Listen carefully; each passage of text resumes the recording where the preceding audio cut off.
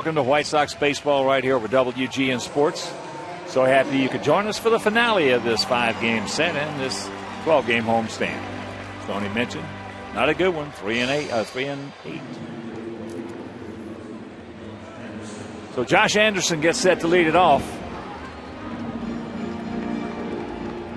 Josh hitting at .261, no homers. He's driven in 10. Tigers come in at 33-26. And the first pitch of the ball game. Taken for a strike. Anderson, one of the guys you want to keep off base because he's one of their base stealers.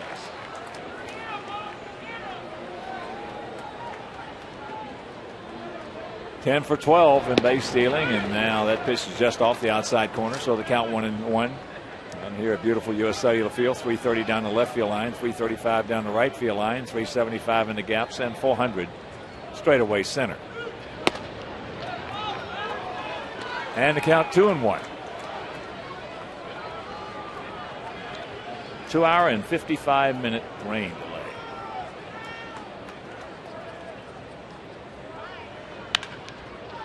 Right 2. Just gets 1 out. This way there is to stop a running game is don't allow the runners to get on base. And the two runners on this team, Anderson and Granderson. Here's Ryan Rayburn hitting at .227, 3 homers. He's driven in 13. Well, when this series started, it seems like about a week and a half ago. Same thing with the homestand. That was about 3 weeks ago. As there's the strike. We had a split doubleheader on Monday. The 1 o'clock game, we gave it to them. They didn't win it. We lost it. They won it 5-4. In the nightcap, Jose Contreras was just outstanding. There's a one hopper right to Beckham. Gordon's got him.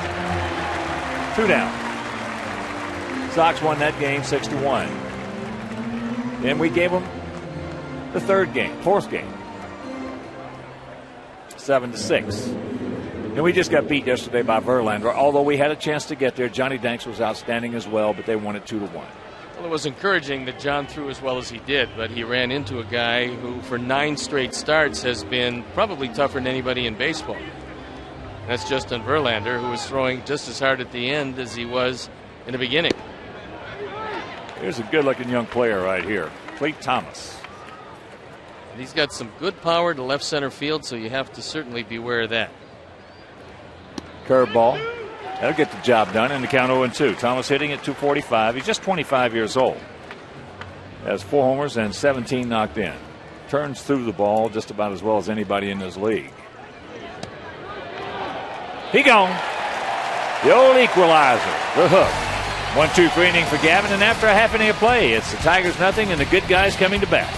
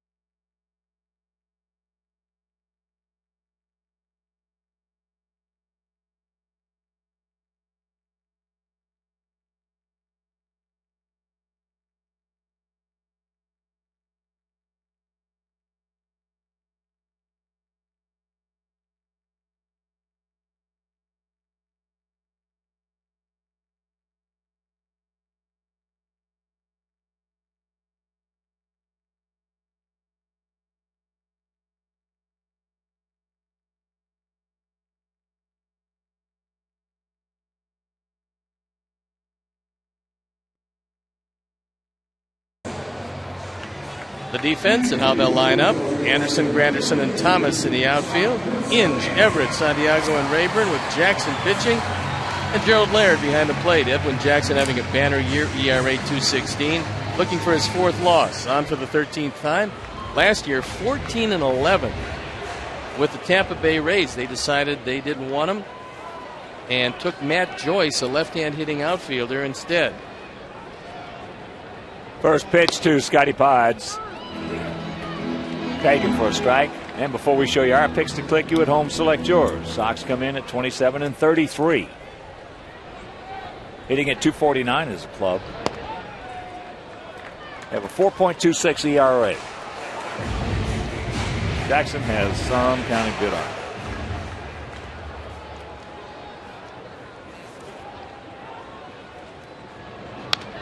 And that's foul back. And Hawk, we just got the list of the completed drafts, and there's a very familiar name down at number 45. Harold Baines Jr. So congratulations.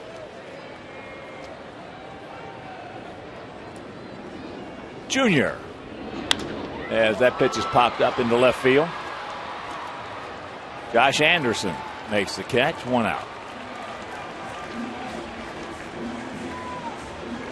There's a look at Harold, who has to be very happy. It's the fact that his son has an opportunity to sign with an organization that he's represented proudly for a long time.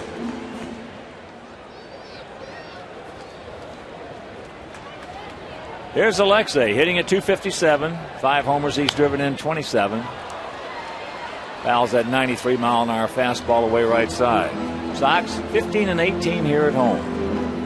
Alexei just happy that he doesn't have to face Verlander's curveball today. He didn't like that very much. Can't blame him. I don't know any right-hander that would. Nintendo stuff. And that's into right field. Clay Thomas on the run. Makes the catch. Right now, let's check out our picks to click this afternoon. Jim Angio, our director and the crew. Belly went with Chris Getz. Lisa, Steve, and Tex. They're going to go with A.J. Kurzinski and all the boys out at Boone Creek Golf Club. Sean the Beast Fister, Joe Nuke Hyduke, and we're going to go with Gordon Beckham. I like the way Gordon's been swinging the bat the last couple of days. He's starting to make some solid contact consistently. There's the strike. And we got more to tell you about that Boone Creek Golf Club coming up on Saturday. Beat the Beast and win $10,000. As that pitch is down low. Can you start about 200 yards from them?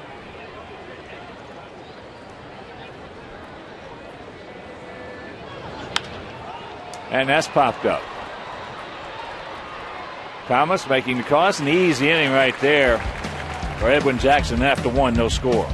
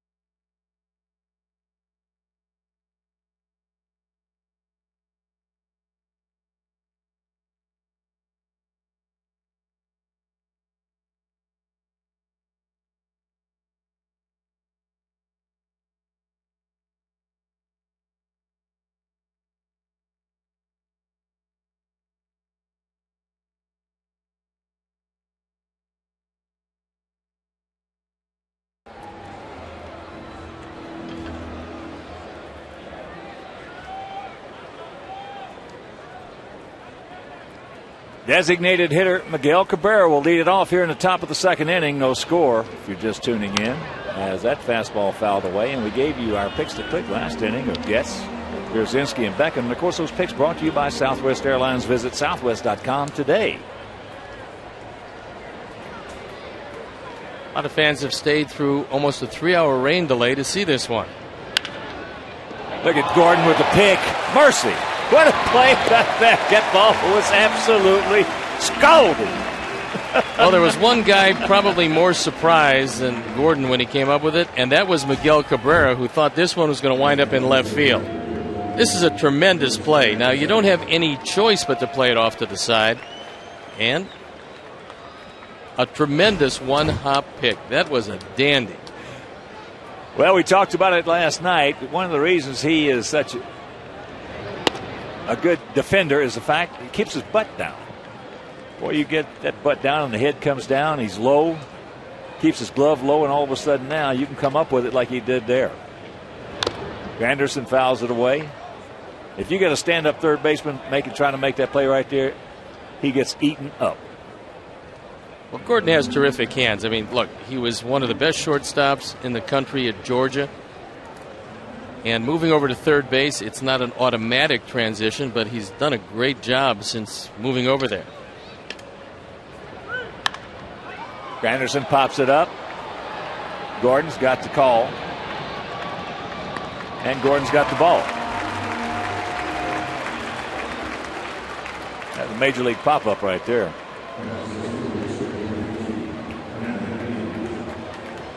That'll bring up Brandon Inge, hitting at .279, 13 homers. He's driven in 40. Inge in this series 2 for 10 with a homer. He's also played a terrific third base, and that's been a big factor. In fact, I'm talking with Jim Leland about his team. He raves about the inner defense and what they've done to help his pitching staff. Well, the best thing you can do for a pitcher, you being an ex-pitcher, is catch the baseball. John Sherholtz did it when he went to Atlanta. He knew their young pitchers were ready, and he brought over Pendleton, Bream, and Belliard, 3 guys to catch the ball. They won 14 straight division championships. 0-2. When they open up that wing and put general managers in, John Sherholtz is going to be opening the door. He's going to be first in line. What a great tandem he and Bobby Cox have been. And yes, he did. Could not check it up. Puts it on him, he gone, and that'll be 6 up, 6 down for Floyd.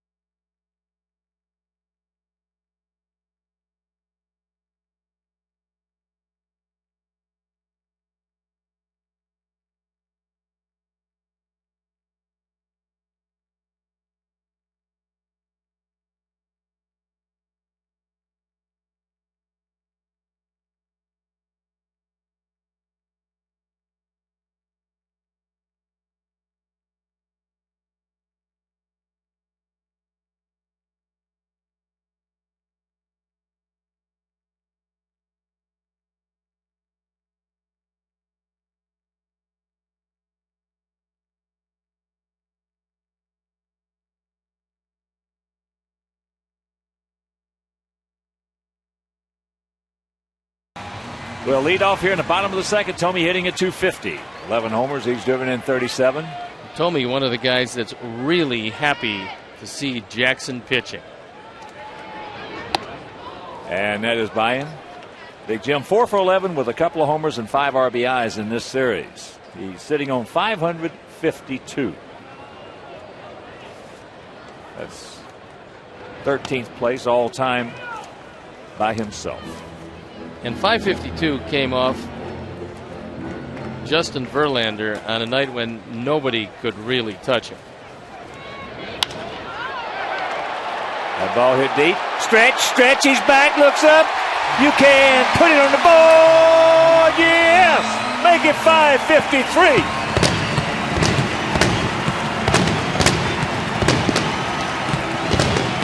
Sox lead at 1-0.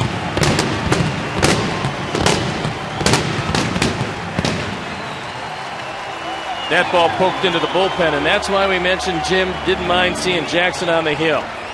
He's now 6 for 9 with 2 home runs, 4 walks. That'll work. That'll work. That ball was supposed to be moving away. Instead, it was moving out. AJ just underneath that one. Well, Jim, as we talked about, if he hits 12, 15 home runs to left center, he's going to wind up with 40 or better. Just stay healthy, but the one thing, Hawk, we're going to National League parks, and he's not going to get many at-bats. Well, if you missed that, it's the first end of the show today. We were talking about that. Ran a piece on Ozzie and what he had to say about going to the National League parks. We've got Carlos Quentin and Paul Konerko down now. All of a sudden now we're going to lose Tome. 9 straight games. Right, he becomes a pinch hitter, and that's about what he's going to do. The 0-2. AJ at 291, 5 homers. He's driven in 12. And he's 4 for 13 lifetime off Jackson. And of the 4 hits, 3 of them stayed in the park.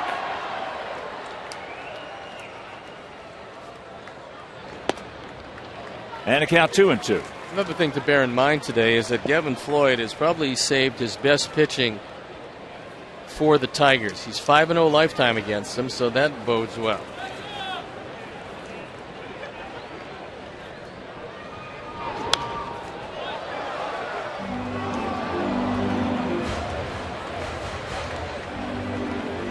Well, nothing good, guys, here in the bottom of the second after 2-hour and 55-minute rain delay.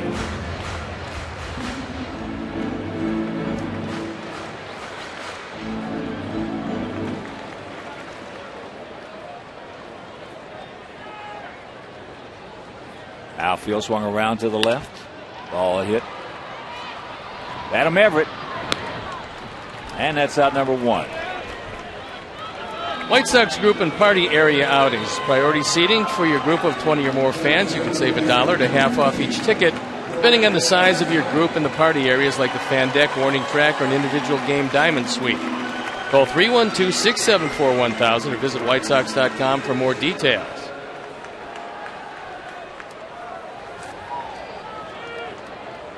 Here's Gordon. That's high. Stretch. Not quite enough. Right in front of Ted Lyons, and Gordon just missed his first Major League homer. He's starting to hit him to the track, and he's done that a couple of times. And we talked about the fact that he's making better contact, putting more of the barrel on the ball consistently. Just a question of Gordon getting his feet wet in the major leagues. And this guy is going to be a tremendous run producer before it's over. Here's Brian. Takes ball 1. Anderson at 239, a couple of homers. He's driven in 8. Brian 2 for 10 in this series with a homer.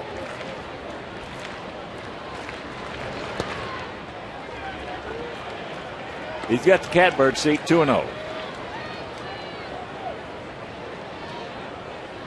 He was able to drive the ball 1 hop against the wall against Verlander.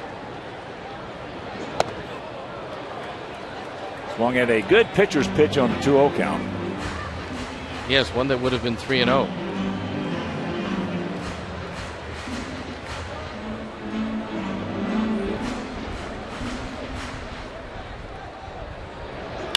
There's a shot. Boy, that ball was Just a bullet, a screaming Mimi out there.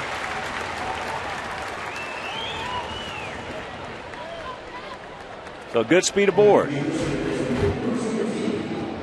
I got a fastball right down the middle. He likes the ball down. He got it there, and he drives it through the left side.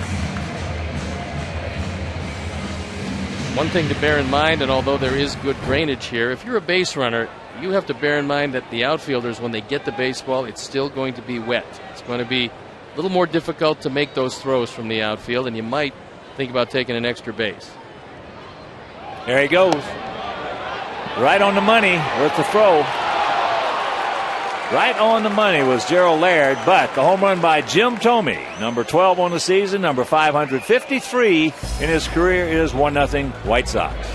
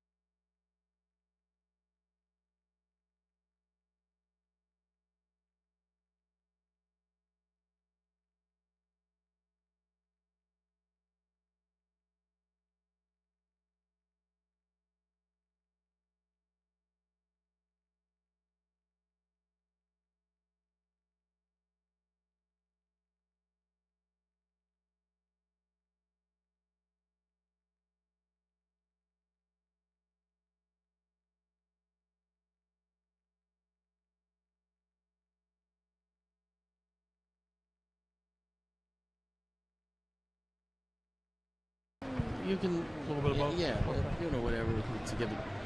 You can talk to. You're talking to the folks at home, so. 10 seconds. Stand by, guys.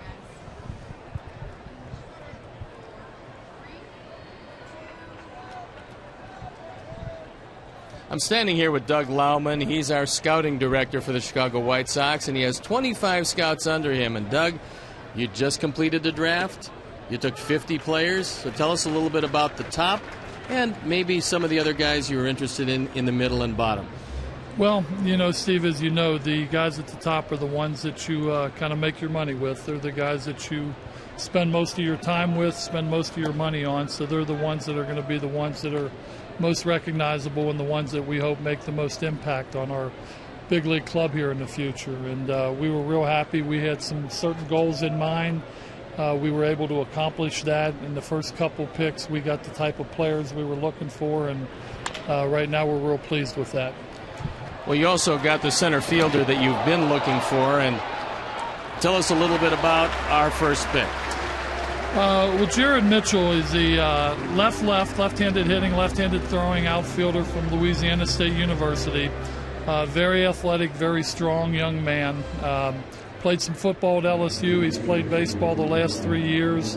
For a football player, he is not as crude of an athlete as you might think that he would be, but he's got plus speed. He's strong. He's a top-of-the-order type of guy. He's a very good defender, and I think he's the type of guy that's going to be a real exciting player for us in the future.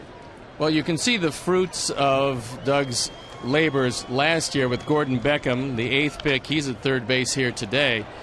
And we're looking at Josh Fegley, also a 1A pick at 38. So that was a sandwich round pick. And tell us a little bit about the catcher from Indiana. Josh Fegley is a strong young man, very great leadership skills. He's the type of guy that one of the things, especially for that position as a catcher, is you need somebody that's going to help run the ball game out on the field. And he's got very great offensive potential. He's going to be a fine defensive catcher, strong kid. And, when we talked a little bit earlier, we've talked about trying to add a catcher and trying to add center fielder. And we didn't push these guys up on the board because that's what we needed. They deserved to be there, and we were lucky enough to get them there. After the first 3 picks were all position players, you guys took a succession of pitchers, 8 or 9 in a row, and was that in an effort to stock this organization with good young arms? Well, I think so. I mean, this draft was probably a pitching dominant type of draft, and it would have been a little bit foolish to try to, buck that trend and go away from it. But at the same time, we were able to get the 2 kids we really wanted, irrespective of the position with Mitchell and Fagley. But at the same time, they were there. And then once we did that, we felt like the strength of the draft was pitching. So we went ahead and started adding some pitching from there. And you've got Harold Baines Jr.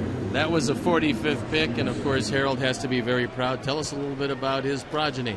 Yeah, Harold Jr. was able to, we were able to see him a little bit right before the draft. He's a left-handed hitter, much like Harold was, and he went to a small school in Maryland, graduated, and, again, the bloodlines there and the fact that he had success. I think he hit 370 at his college program. He certainly warranted being part of this organization. Well, Doug, thank you very much, and we wish you the best and develop those guys well. And Hawk, back to you. Nice going, Dougie. That a boy. Appreciate it. Josh Anderson grounded out to Chris Getz his first trip. Everett 3 for 4 in stolen bases.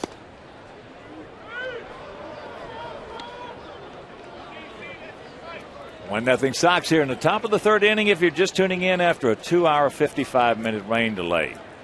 And I'll tell you, Stoney, if there's a guy who's the MVP of this series for Detroit, it's that guy at first base right now, Adam Everett.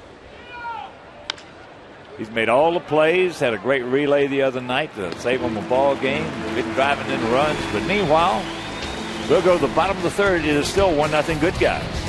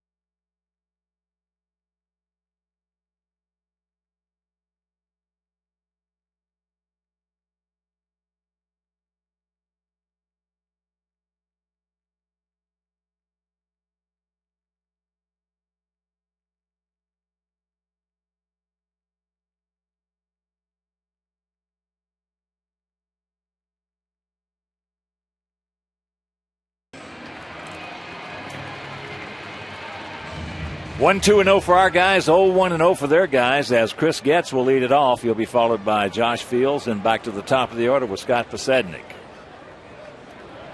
Outfield around to the left, bit of a gap in right center, as there's a 92-mile-an-hour fastball, first pitch strike. Chris hitting at 247, no homers. He's driven in 10. And That one bounced well in front of Laird. So Chris did a nice job of getting out of the way of that.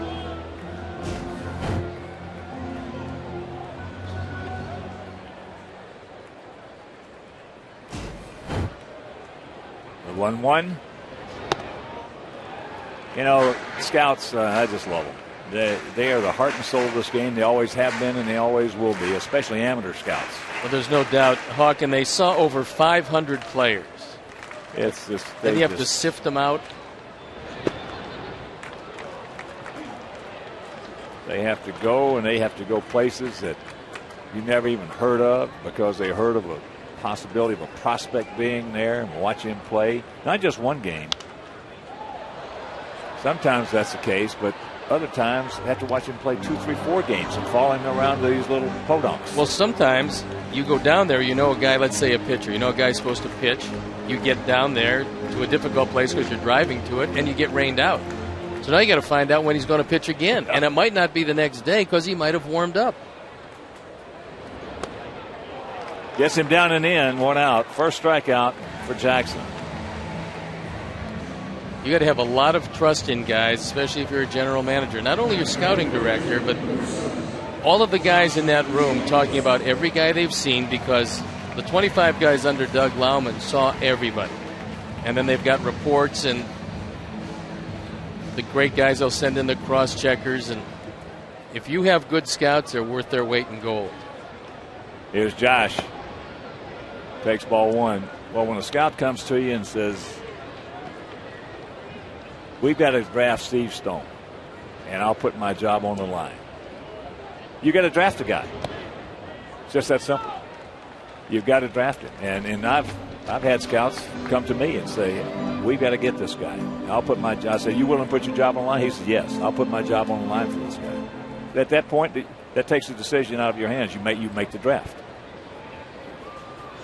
The guy that drafted me was a bird dog scout for the San Francisco Giants. And he never made a mistake in his entire career. He signed one guy in 16 years, and that was me. I was getting ready to say he didn't sign a whole bunch. I made it to the major leagues. Well, you know, the funny thing about it, the guy who signed me, we didn't have the draft back in those days when I played. It was just, you had scouts come around, and then organizations come and make their offers. As Josh goes through it, was a guy named Clyde Klutz. Klutz. We spent a lot of time in the big leagues, Clyde Klutz. Catcher. And he didn't sign many guys. He signed Dick Hauser. He signed myself. He signed Catfish Hunter. That's upstairs. Ball 4, so the 1-out walk. First walk issued by Jackson. And that'll bring up Pides, who went out to left field. His counterpart, Josh Anderson, his first trip. But he only signed maybe 6 or 7 guys, and I think 5 or 6 of them got to the big leagues. Pretty good percentage and very unusual, especially without a draft, going out and then having to outbid various people for various players. Well, he had a pretty good situation. Now, today they don't have this thing. First of all, scouts back in those days, as you know, Stoney, they could come in to your home. They could come up, knock on the door, come into your house, visit with you, and in my case, my mom, who was a single parent. Sit there and talk with you for 3 or 4 hours and get a good line on just what your background was, so to speak. Today they can't do that. They don't have that luxury. So scouting is tougher today than it's ever been because the scouts back in those days didn't have to deal with aluminum bats for when you're talking about trying to evaluate a hitter. Well, they also, Hawk, the scouts would like to see, if they could, your mother and father to figure out just exactly how big you're going to be as you grow up. It's tough to project sometimes. Well, that's why I said they could come into your house, and you would have them lined up out there. I remember at one time, the day after I graduated from high school, the next day they had called to try to make appointments, but there were like 5 scouts' automobiles out in front of the house. And we just took them, as you know, in the order they came up. And they came in, we talked and talked, and they came in, talked and talked, came in and talked and talked. Finally, it took all day to go through the process. But they have a much better read on kids back in those days. Today, again, scouting is tougher than it's ever been. And you get, unfortunately, scouts are just like players, just like umpires. You got good ones, you got mediocre ones, you got bad ones. And the thing about it is that the organizations try to find out very quickly how that goes. Some guys just go so much by the numbers. You know, you can take a guy. There's a base hit over the head of Santiago. So one out, 2 on. Steve, you know, you can take those guns and those numbers, and they only go so far. Scouts want to try to find out what the guy's got inside of him as far as competitive spirit, how much heart he's got. Will he battle you? Because today you get a kid throwing 95 in high school, he doesn't have to compete. He's blowing guys away. And Rick Knapp goes out there to talk with Jackson. There's another thing, Hawk, that I think sometimes we depend on, and I know certainly in this day and age, and I don't mean to denigrate the folks who use computers extensively to evaluate, but they haven't found a computer yet that will tell you just exactly what's inside a guy's chest and what he's going to do when it really gets tense. And can he play for a team that finishes 4th or 5th and play the same for a team that's going to finish 1 or 2?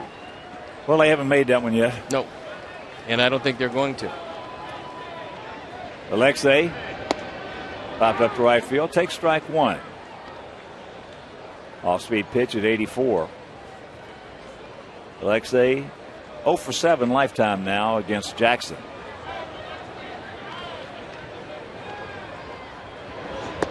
But in all our travels, as we travel around the American League each and every year, and I see you doing it the same thing, it's one of my great things is I love to talk to scouts. Love to talk to them.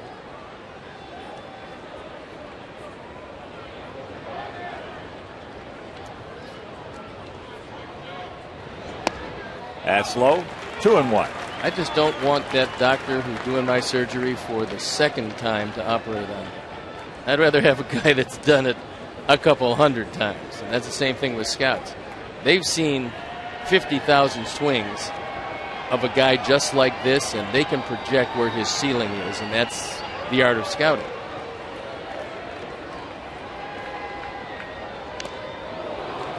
Alexei having trouble the last few games chasing that breaking ball, the bad one, away. And checking a couple scores for you. St. Louis beats Florida 6-5 down in Fort Lauderdale. Bottom of the 11th in Houston. Cubs and the Astros are tied at 1. Colorado giving Milwaukee all kinds of problems. 5-1, bottom of the 9th at Miller Park. Is that breaking pitch fouled away? Pittsburgh beats Atlanta 3-1. Colorado making a move. Well, they're playing just great baseball, and they made a change. Jim Tracy taking over. And the Rockies are trying to win their 8th in a row. And they've been doing it on the road. And they jumped ahead of Arizona, got out of last place, and jumped ahead of the D-backs. Well, the D-backs losers of 3 in a row. And they're 14.5 games in back of a Manny-less Los Angeles Dodger team. When Manny comes back, they're going to wave bye-bye to that division. But the interesting team, the Giants, truly believe they've got a shot at the wild card, and I think they're going to be fairly active in the trade market. They better get some offense. Yep. They've got some pitching out there. They got enough pitching. But do they have anybody to trade for some offense?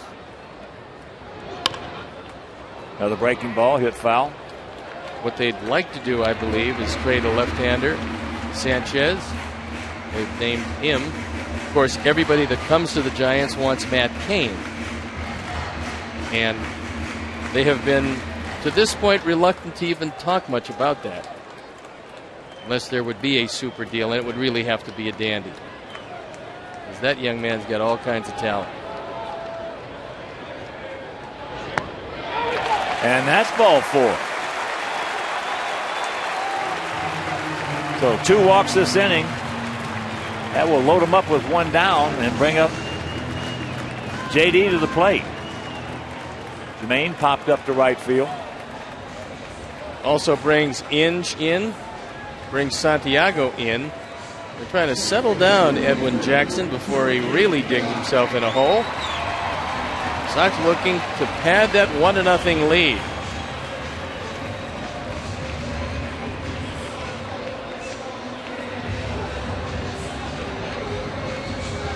Outfield, about equidistant, straight up. Inge backing off the line.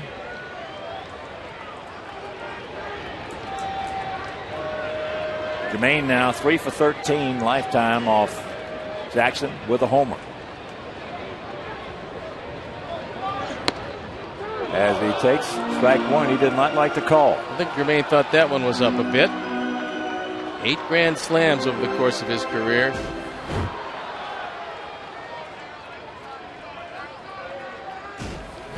You saw Laird bringing it down. The catcher does that. He tells you that he thinks it's up. 1-1 to count. A big pitch coming up. Pivotal pitch.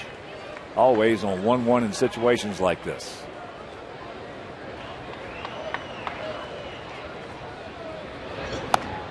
And the advantage goes to JD. I would think, Hawk, in looking at the numbers Jermaine Dye has put up in the right field he's played this year and during the course of his career, he would be one of the most underrated stars in this game. He always has been, Steve. You don't hear his name mentioned when they talk about great players. He always has been. That's foul back. I mean, he's been one of those guys. He's one of the nicest guys you ever want to meet. But he doesn't particularly care for the media as far as giving him attention.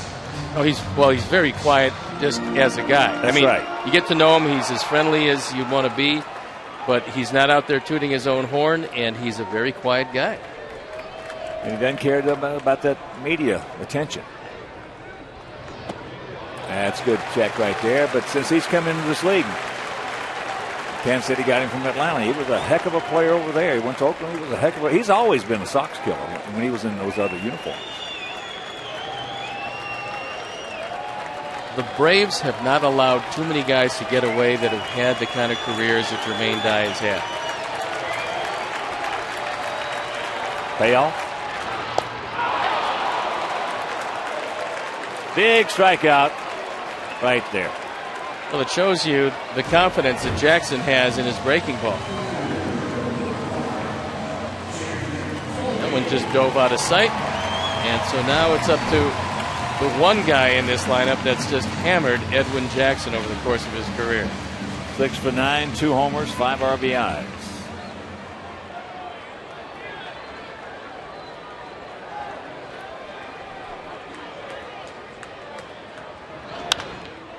And that is chopped foul. And Jim Tome has had a lot of home runs against the Tigers. In fact, look at this. Most career home runs versus Detroit. The killer. Harmon with 68 home runs in 240 games. Yaz with 65 and 358. The Mick, 61 and 272. Now Tome was 60, or 59, I guess. Got updated in 187 games. Yeah, he's gotten there quickly.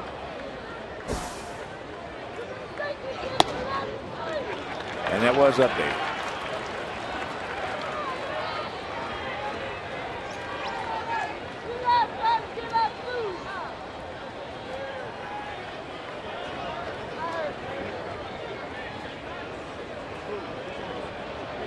And the 1-1.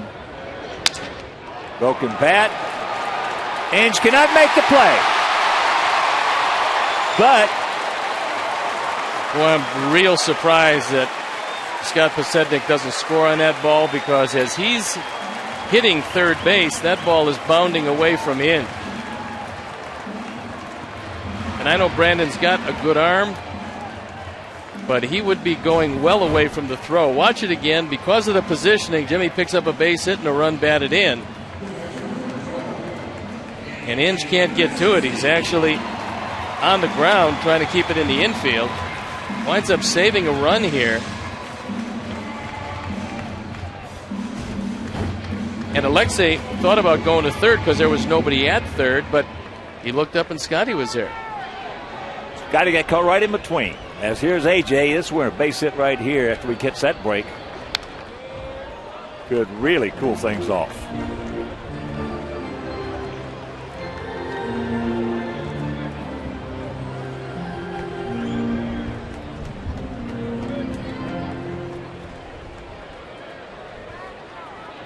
Sacks packed with Sox. With 2 down. That ball hit deep. Not deep enough.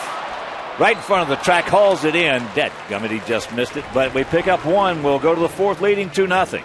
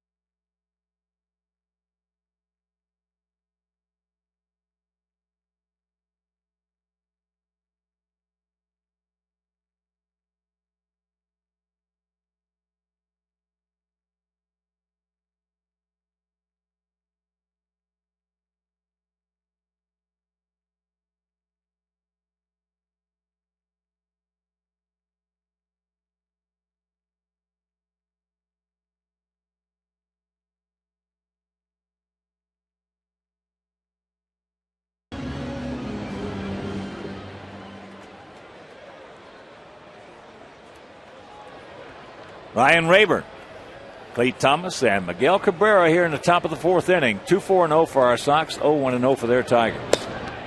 Takes that pitch low and away. Rayburn grounded out to Gordon Beckham at 3rd.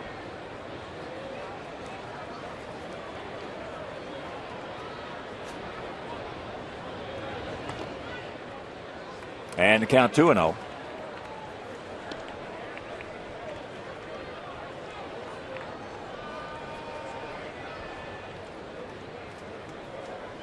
Outfield straight away, not overly deep. No walks, especially to the leadoff guy. Come back and get him. Finale of this 5-game set, finale of this 12-game homestand. There's one. Homestand started off on June 1st, 4 against the Oakland A's. We won the first one, and they won the last 3. High pop up right side. Gets, and that's out number 1. And the 4th inning is brought to you by Taco Bell's 4th meal. That's a meal between dinner and breakfast. Open till 1 a.m. or later. That was a good comeback by Gavin Floyd, because falling behind 3-0, the hitter knows he's going to see a couple of fastballs. But the second of the 2 fastballs just overmatched Rayburn. So here's Thomas, called out on a curveball.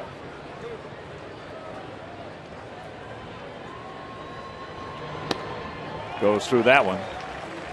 But we lost 3 out of 4 to Oakland, and Cleveland comes to town last Friday, Saturday, and Sunday. We lose 2 out of 3 in that series.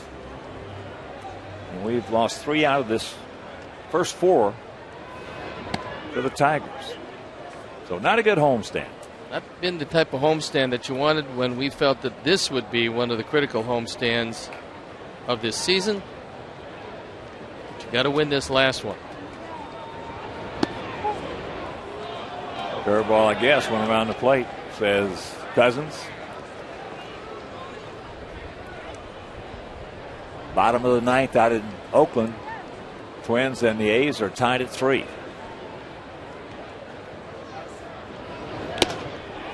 gas upstairs. Thomas could not lay off of it.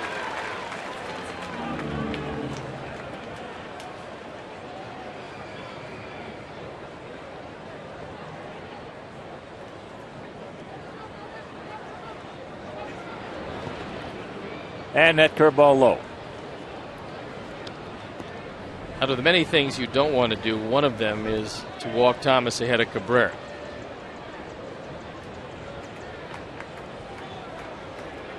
Payoff pitch.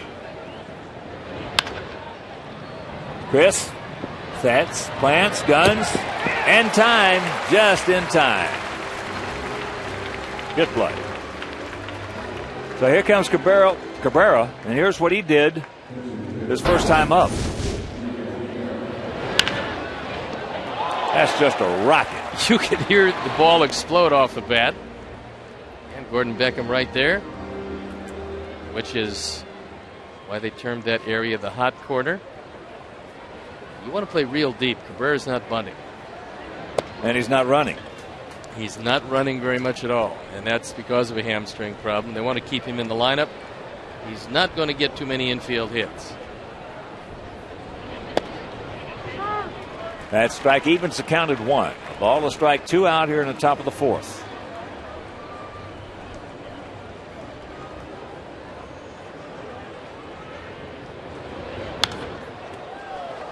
And that's up into the LG Skyline Club seats. Evans actually pitched very well against Cabrera. This is a tough guy to contain. He's got him hitting under 250 against him lifetime.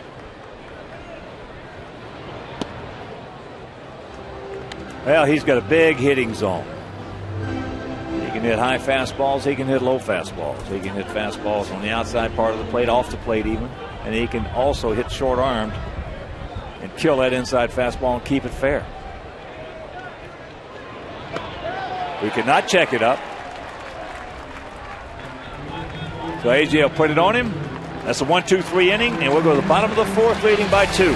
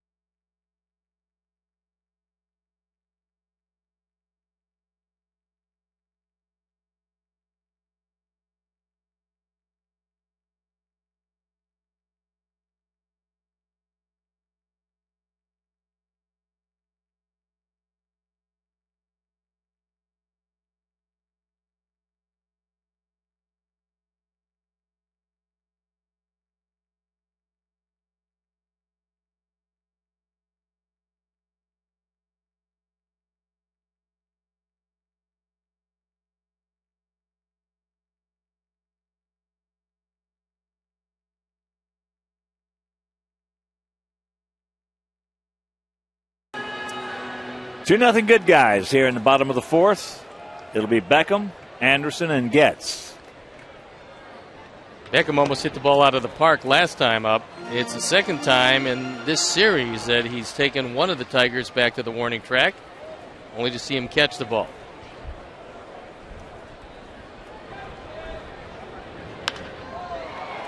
And that's high into left field. Anderson back. And that's out number 1. Make every home game a double play at U.S. Cellular Field this season with 2 ballpark hot dogs for the price of 1. Visit the All-Star concession stand during the first hour after gates open.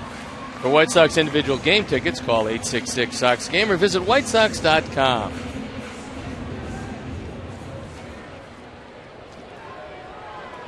Here's Brian. He just ripped a single in the left field.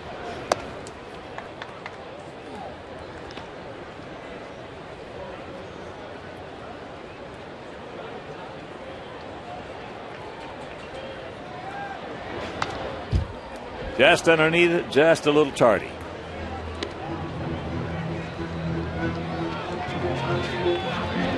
It's a lot of pitches with only one out in the fourth inning. Edwin Jackson.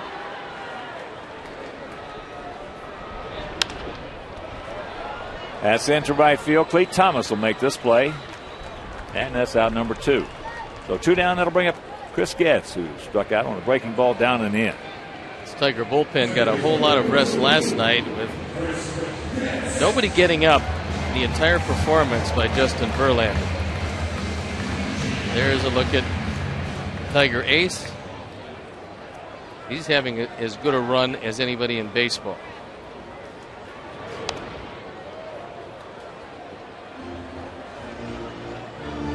Tries to bunt it, fouls it back, and the count 0-1. Take a look at those numbers over the last 9 starts.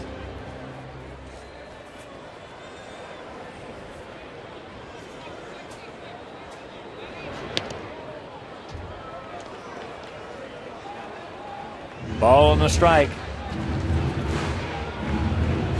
To our second baseman.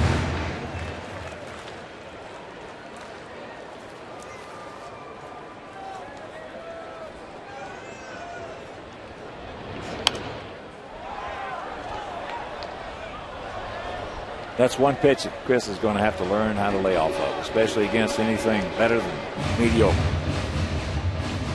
That high fastball has been the bane of the existence of many a hitter, however.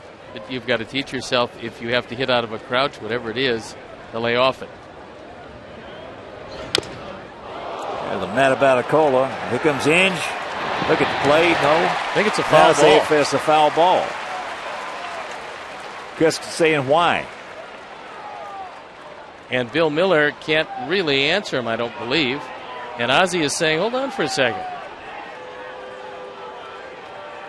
Unless it hit off of Laird.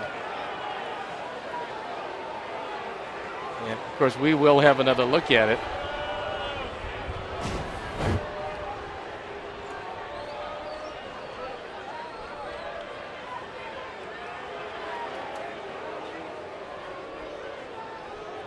Cousins threw up his hands right away. Immediately, yeah. See his foot. Yeah, it's off his pad. Cousins immediately up with the arms. So a good call.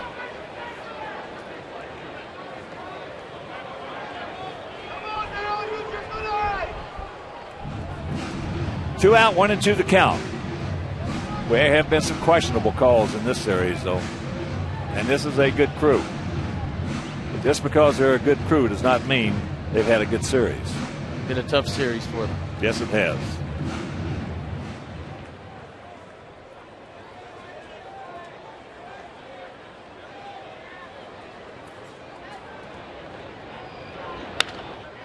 Softly hit off the end of the bat.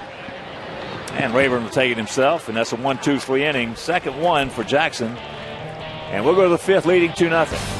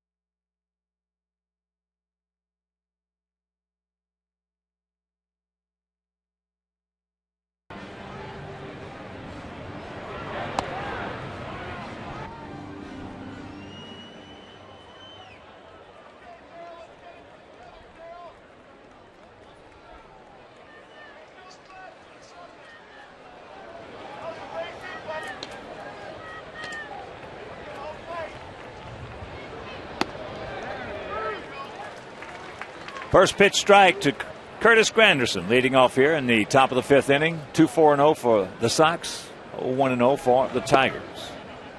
One of the things I'm kind of surprised, Hawk, I'm kind of surprised that nobody has bunted yet with Josh Fields at first base. Another breaking ball. And the count 2-1. Granderson has some big power. That's one of the reasons why, although he leads off sometimes, he's hitting in the middle of the order today. Pulled the string on him right there, had him out in front. Anderson popped up, a major league pop-up to Gordon Beckham his first trip on the first pitch he saw. And a full count.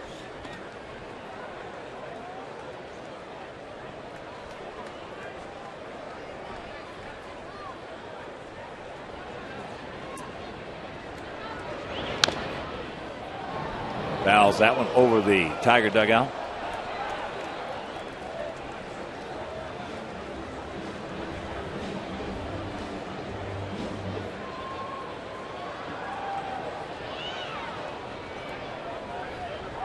And the payoff. Bullet. Leadoff man aboard. Last night there was a pivotal play in the 7th inning with 2 men on and Brandon Inge up against John Danks. Now watch what happens. The ball goes by him. Brandon Inge doesn't know he's hit, and Brian Runge actually pushes him toward first base. Now Brandon Inge doesn't know he's hit by the ball. Usually when a guy is hit, he knows about it. That was a bad call, and I have seen it done, but not in the big leagues.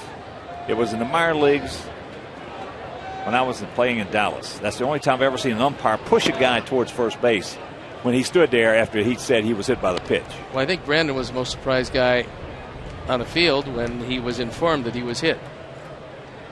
Yeah, that's unbelievable. That was a big call. That set up an inning for them where they scored, and they beat us 2-1. It loaded the bases, and then a walk scored what turned out to be the winning run. And a walk on a questionable 3-2 pitch to Ryan Rayburn.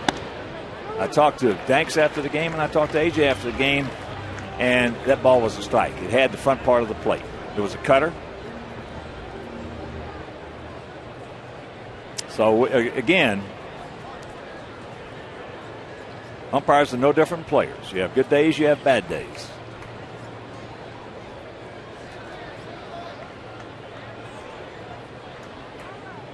One pitch. 2-1.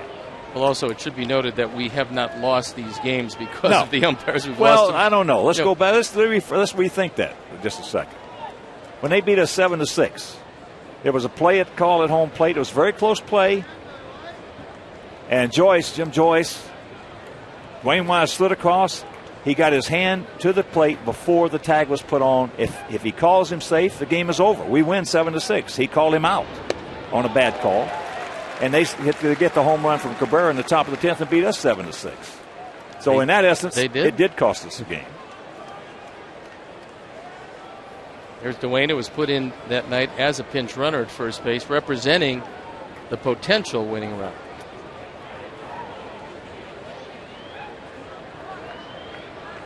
Pretty good lead.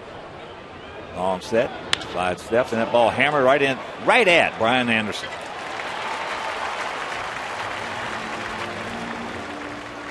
And we'll show you that play on Tuesday night. Now, this is a very close play. You can see the relay, they made a good one, and there's Laird out in front of the plate. And watch the hand. The hand will hit the plate before he puts the tag on him as his arms continue out towards Dwayne Wise. And he called him out. If he makes the correct call, the game is over. We win it 7-6.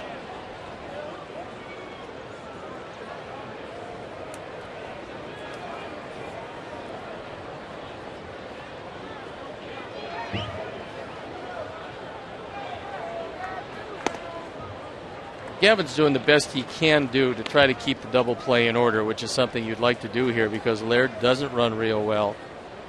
And Granderson does run real well. Gavin has been in the past susceptible to stolen bases, but he's using a slide step. He's holding the ball, trying to vary his times, trying to do whatever he can to disrupt the rhythm of Granderson. Laird goes through it.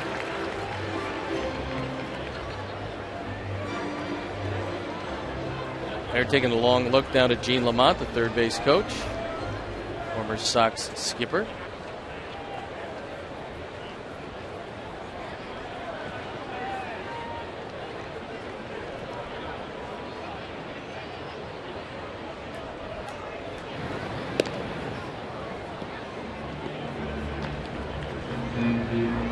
Whatever the pitcher's going to do, in this case, when you've got a situation like Gavin has, holding runners on, you have got to find a way to work that into your rhythm, your routine. That's into right field. That's a can of corn for Jermaine. And that's out number 2. I don't care what it is. Because if you're paying so much, some guys, as you know, Stevie, did you have problems with learning a slide step? No. No. But you have to work on it, and you have to be informed by your catcher, not necessarily the pitching coach, but whoever's catching you in the bullpen. Is your stuff the same with the slide step as it is when you go into the high leg kick? And you have to be able, in Gavin's case, to throw a curveball that's good enough from a slide step just as it is from the high leg kick. Well, we've seen evidence of that already out in Anaheim with Bobby Abreu at the plate and Jeff Mathis at second. Yeah, that was the only thing. It wasn't necessarily. It was a bad thought process only because Mathis, a catcher, was not going to run. So using a slide step there probably wasn't what he was looking for, and then he didn't get enough on the breaking ball. Bobby Abreu is a good hitter. Well, he threw in 2 breaking balls. The first one was a roller, and the next one was a roller. They didn't have the good rotation like Gavin's curveball does. No, and I can understand it if you have Figgins at second and you're worried about, with 1 out, him going to third because that becomes a big play. With a catcher, not so much.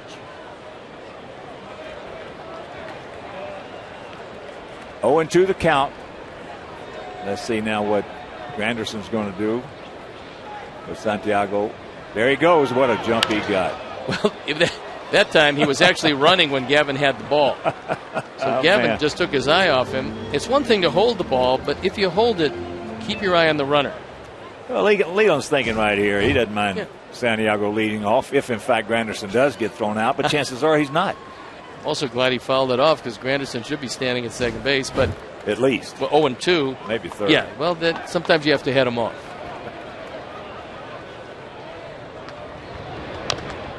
Fouls that breaking ball down. Well, Santiago's been a pretty good hitter this year, especially from the left side. He enters hitting over 300 as a left-hand hitter. Well, I believe it was Gavin he got for that home run against us at Comerica Park earlier. Yeah. Anderson on point. Having given up a lot of home runs to guys who weren't supposed to hit them, I can certainly relate. John Watson comes to mind? Well, he's one of them, but Dwayne Kuiper was even more definitive. No, don't tell me that. The only one that he hit in his career. Good pitch right there, didn't get it.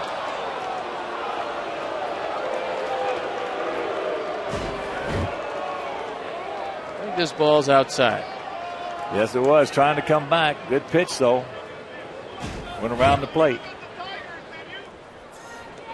Kipe got you for a home. He did, and he had, I think, almost 4,000 at-bats in the major leagues. I gave up his 1. As that pitch is fouled away. What made it worse, Hawk, your esteem is going way down. Well, I gave up one to Sandy Alomar Sr., too. I think he had 13. But Dwayne Kuiper in Baltimore, you know where that line was over the fence? If it hit on the left side of the line, it was a home run. The right side of the line, it was in play. He hit the outside of the line. He would have had 2 career home runs, but for about 3 or 4 inches, and I would have been the guy who threw both of them. That's awful.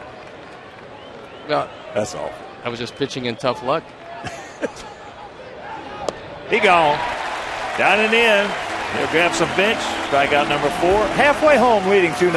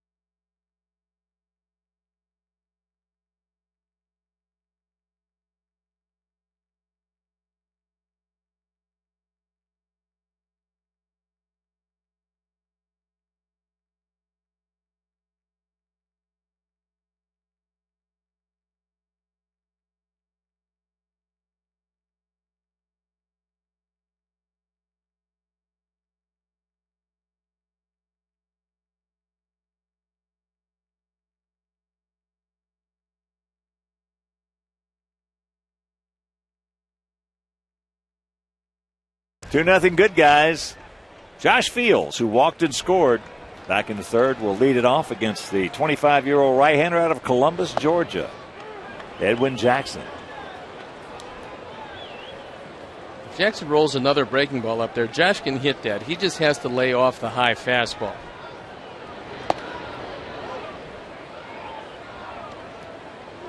One and one to count. Sednick on deck and Ramirez in the hole. Bit of a gap out there in right center. Not much.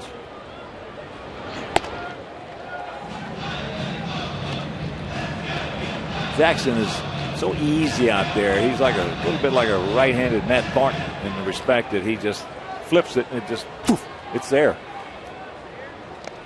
Got a very live arm, very live release. He came up with the Dodgers, Hawk, and they thought that he was going to be something special.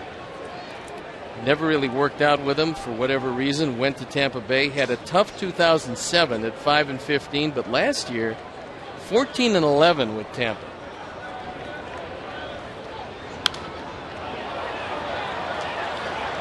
That's back and out of play.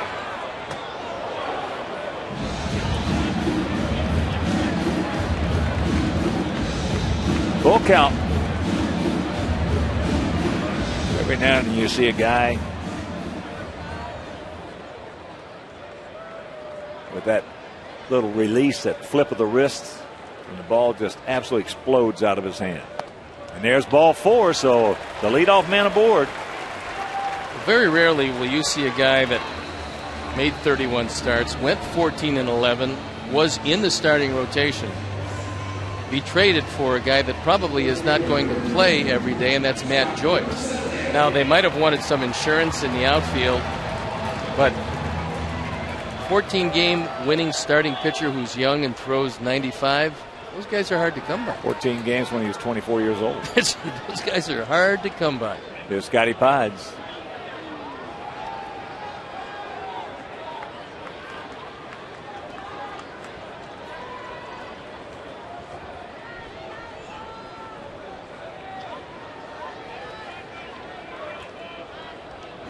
Inge at the cut of the grass. And that pitch up high. Well, Jackson, you got to make him get the ball down. Hard throwers, make him get it down. Soft tossers, make him get it up.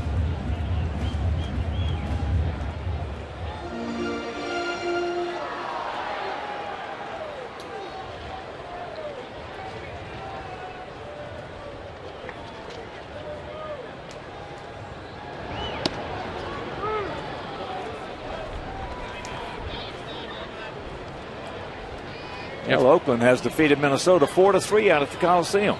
Oakland's got some tremendous young pitching. They might not get it done this year, but they have a solid foundation for the future.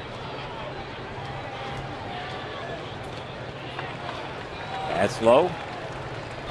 Nice stop by Laird, and the count 2-1.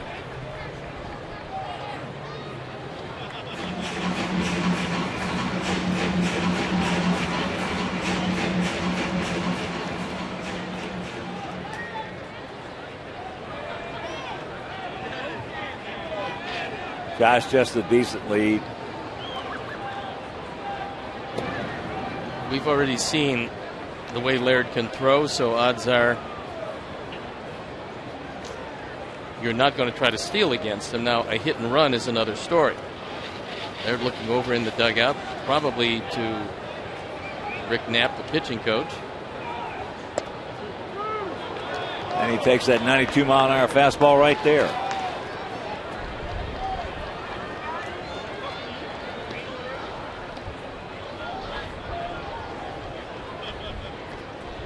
And there's a look at first-year pitching coach of these Tigers, Jim Whelan, singing his praises. I believe they've got a pretty good one. That's foul.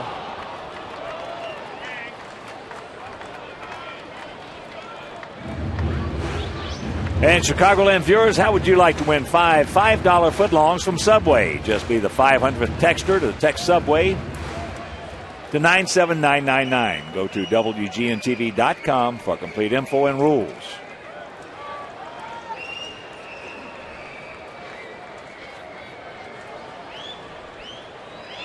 2 balls, 2 strikes, nobody outfields at first. Outfield well around to the left. And that's popped up to the right.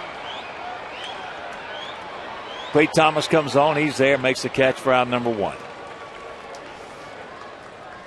Watch batting practice in the first half hour of the game at your patio party. Treat your group of 20 or more guests to an unlimited buffet and drink package. You can receive discounted tickets for the game. Book a patio party today. Call 312-674-1000 or visit whitesox.com. Here's Ramirez. He has gone out to right, and he has walked.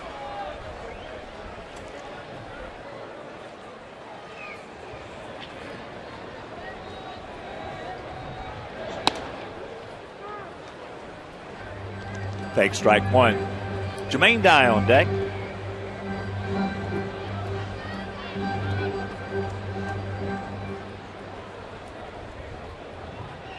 Inge halfway and off the line at third.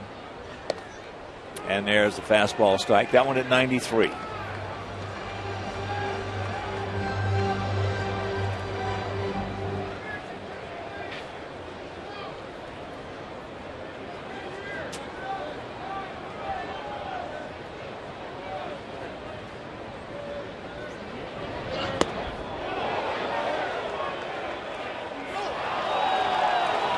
Miller said he did go. So 2 down. Take another look at it. He went. That bat goes well out in front. Even though the wrists don't go, the bat crosses the plate. And when that happens, you're going to get rung up every time. Yeah, that's a bad feeling. Been there and done that a whole bunch. Breaking ball noted. Jermaine, who has popped to right and struck out. Struck him out on a 3-2 curveball. And I mentioned you got to make Jackson get the ball down on a 3-2 count. If he starts the ball off low, you got to immediately go fastball. Unfortunately, it broke down. That was the same pitch there, although that pitch was inside. That was the 3-2 pitch with the bases loaded. He had the confidence at that point. Tome breaking ball 3-2. Even though he's had some control problems in the past, last year averaging about 4 walks per 9 innings.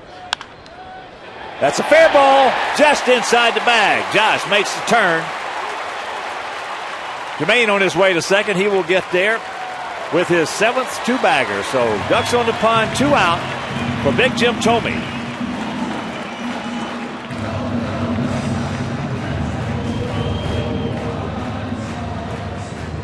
This is a fastball low and in, and this time Jermaine is looking down.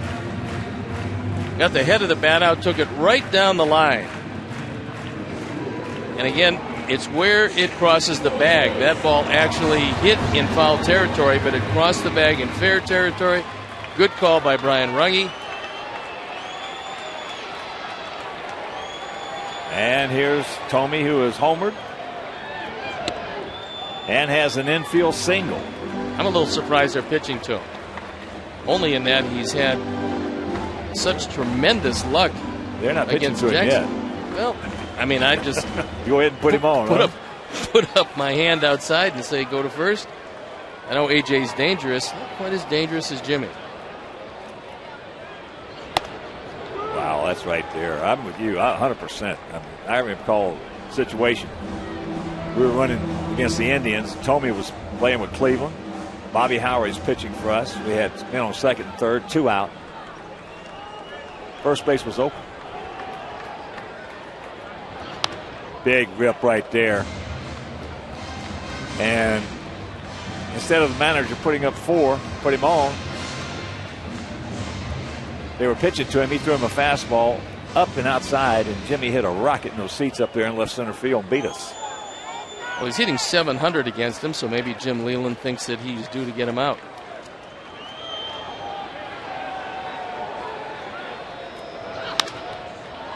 And they're coming right at him. Jimmy is 7 for 10. AJ is 4 for 15. Jimmy has 2 home runs. AJ 1.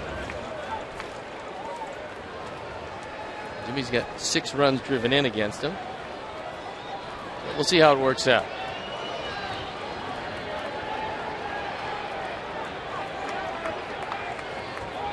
The 1-2 pitch. Tried to short stroke him right there. Good battle so far as Jackson is about ready to make his 94th pitch of the day. And that one right there was at 95. That's the first time I've seen him at 95 today. We've had 4 different type of weather patterns all within the same game. Has it got real warm there for a bit with the sun out? Not anymore.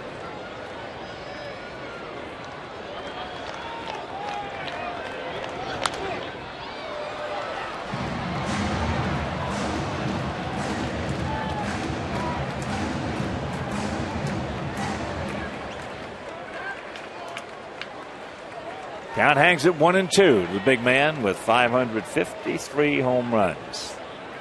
As I mentioned, Jimmy, both RBIs in this game.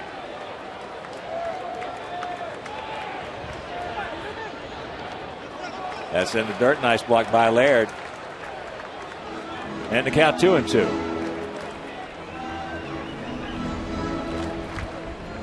Up here you could see Jackson get it come on top to wrap that one.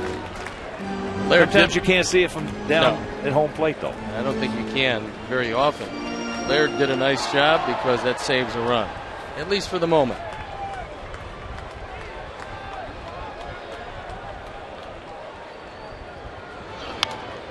Another big hack. Jimmy knows that there's no DH for 3 straight series, and he's going to be relegated to being a pinch hitter, so he's airing it out in this game.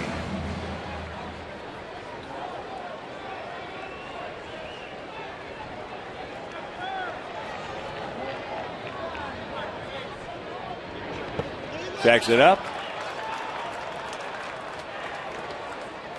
And Inge was way over there as they have the shift on him. You got Ramon Santiago out there in short right field. Well, that's why Laird faking the third just got Fields' blood started because there was nobody there when he was faking. But right here, I don't know who he's going to throw to because the closest guy to the action is Brian Runge. Well, this pitch right here should either be hard high or slow way low.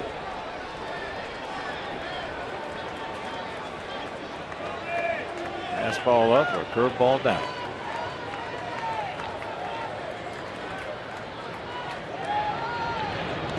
And that's down. That load him up. Jimmy certainly had 3 or 4 pitches in that sequence right there to pound. Well, he showed you he didn't mind walking him. He threw a changeup, which is for him his 3rd or 4th best pitch, as Nate Robertson, the left-hander, Brandon Lyon, the right-hander, getting loosened up in the bullpen, and Chuck Knapp, Rick Knapp, coming out to have a word with him. He's just allowing that bullpen to get loose. We'll see how long Darrell Cousins lets him stand on the mound, because if Knapp can, he'll pitch a 10th out there. Yeah, Rod Allen, one of the Detroit broadcasters, was talking with Steve prior to the game, talking about how Edwin Jackson, a big fan of Bob Gibson. His there's Rod. And said, yeah, I'm not Bob Gibson, but I like the way he worked. He watched his mound presence. And he's got some of that in him. Of course, another guy he could have looked at was Dave Stewart. Probably more like him, although Stewart's wipeout pitch was a splitter, and it was sensational. That's the point I was getting to. He is much more like Stewart, though, than Gibson. Yeah.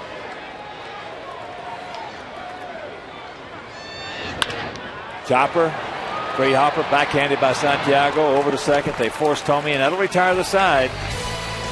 So AJ now 0 for 3, and we'll go to the 6th. It is still 2-0 White Sox.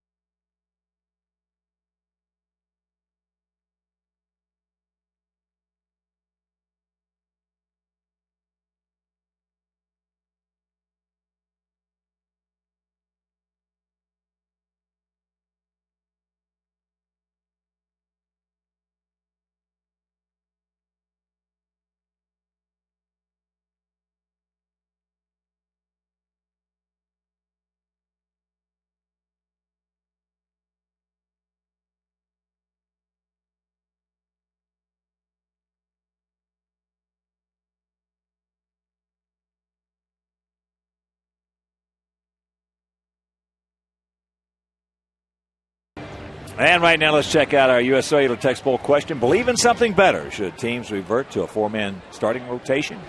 AES, B, no. First pitch now, taken for a strike by Adam Everett. AES, B, no. Just text A or B to 97999 and watch for the results later in the game. You have to watch the bunt by Everett because he's real good at it. Popped up into right center field. Ryan, 1 out. Show your White Sox passion every home game this season with an Office Max sign. Visit one of the Office Max sign-making stations located throughout U.S. Cellular Field. Office Max, hometown sponsor of the Chicago White Sox. Josh Anderson, leadoff hitter. Twice he has gone out to Chris Getz at second. But I was talking earlier about something coming up Saturday at McHenry at the Boone Creek Golf Club. McHenry, Illinois. Beat the Beast. Sean the Beast Pfister, 3-time RE/MAX World Long Drive champion. Also Joe Nuke Haiduk, Boone Creek Golf Club long driving team. So all you long hitters out there, you have a chance to win $10,000. You'll have an elimination, and then the one guy who is going to go against the Beast and Nuke Haiduk, $10,000 if you can beat him. And there's another ground ball too. Gets 2 down. Now, there's going to be other divisions. You got the open division, the boys and girls from 5 to 9, boys and girls 10 to 13, boys and girls 14 to 17, boys and girls 18 to 21. You got women's, you got seniors 50 to 64, and super seniors 65 and up. So a big day. Also a demo day featuring Titleist, Callaway, Nike, and Ping, and all the proceeds go to White Sox charities. Now, do you have that division where you can stand 200 yards in front of those guys and still try to outdrive them? No. That's no division. No. That's no division. How far will they hit the ball? Well, Sean Pfister is one of probably 4 or 5 guys in the world who can carry it 375. Carry it. I can carry it. I just can't hit it that far. Right. And of course, Joe Nuke Haiduk, former long drive champion, I believe it was back in '87. There's going to be a big day. That pitch has popped up. So call Boone Creek Golf Club in McHenry and find out the details. That is a nice inning right there by Gavin Floyd.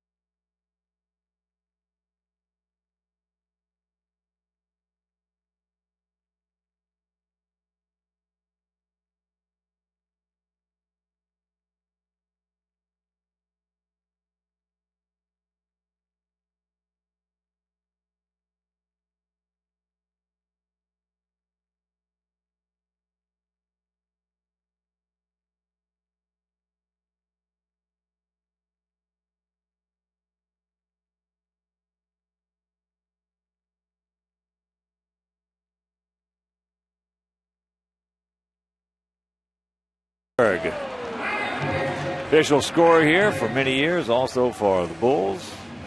Ozzie saved him, but he's still going to catch it. And let's hear what Ozzie had to say. I'm going to be catching his first pitch. Rosie, he should feel proud. Not too many people can have that job, be wrong so many times, still have a job.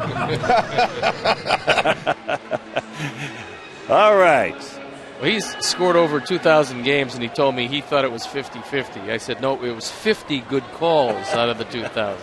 That's the 50. Brandon Lyon.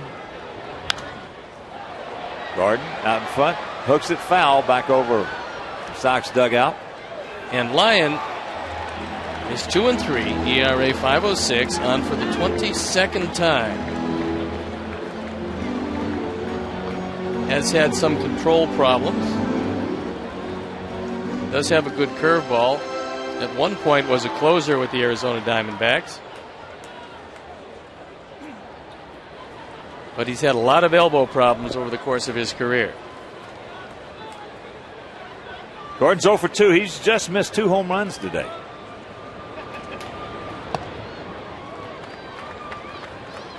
One and one to count. One thing about Gordon Becker, he's got that kind of mindset. You let him settle in, he's going to be something. Big hack right there.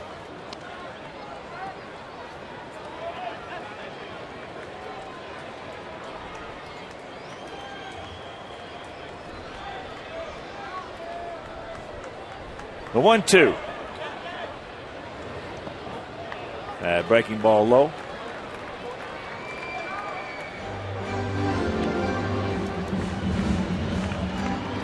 It was Lyon who came on with the bases loaded and nobody out in the 9th inning. Gave up the double to Konerko and wound up winning that game. Took something off that curveball, and Gordon chased it, so 1 out. Told you that Lyon's best pitch was the curve. And the best curves, the wipeout curves, are thrown out of the strike zone. So here's Bryan. He is 1 for 2. He just ripped a single in the left field his first at bat. That's foul.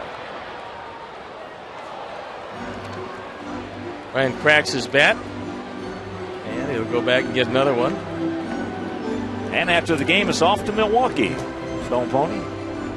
And Miller Park. Start of interleague play again. This year it's the National League Central we play. We saw the Pirates. Now we'll see the Brewers. And the Brewers are scuffling somewhat. Close, good eye. Well, we're going to run tomorrow out there. Clayton Richard. They're going to run Jeff Supine. That game will be over WCIU Channel 26. On Saturday, Jose Contreras coming off that 8 innings of just 1-hit baseball against the Tigers, against Manny Parra. And that game will be over Fox, WFLD. Finale of that series on Sunday. Mark Burley against Braden Looper in that game on Comcast Sportsnet. And Milwaukee was trailing 5-1 in the 9th inning, came back to make it 5-4, but lost again to Colorado. They've lost 4 in a row. On the other side, Colorado is doing a tremendous job. They won their 8th game in a row. And now they're over 500 on the road, which is something that very few Colorado teams have even thought about.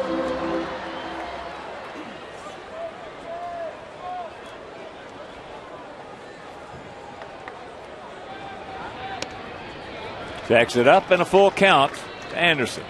Like my dear friend in Denver, Les Shapiro. Big Rocky fan, very excited about the resurgence of that franchise under Jim Tracy, the new skipper. All 4 base hit.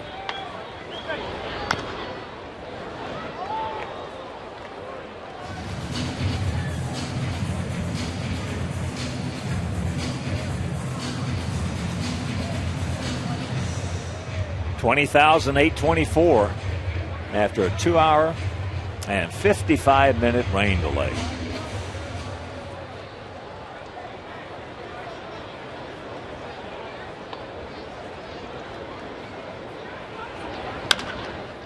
Made a good pitch on it. And that is out number 2. And Houston beats the Cubs again, 2-1. Cubs went on the road. They played 4 extra inning games on that road trip. That's not easy. It's a good road trip. Didn't end well for them, but it's a lot of baseball. That's a lot of bullpen work. It's a lot of pensmanship. Getz takes it low and inside. He's 0 for 2.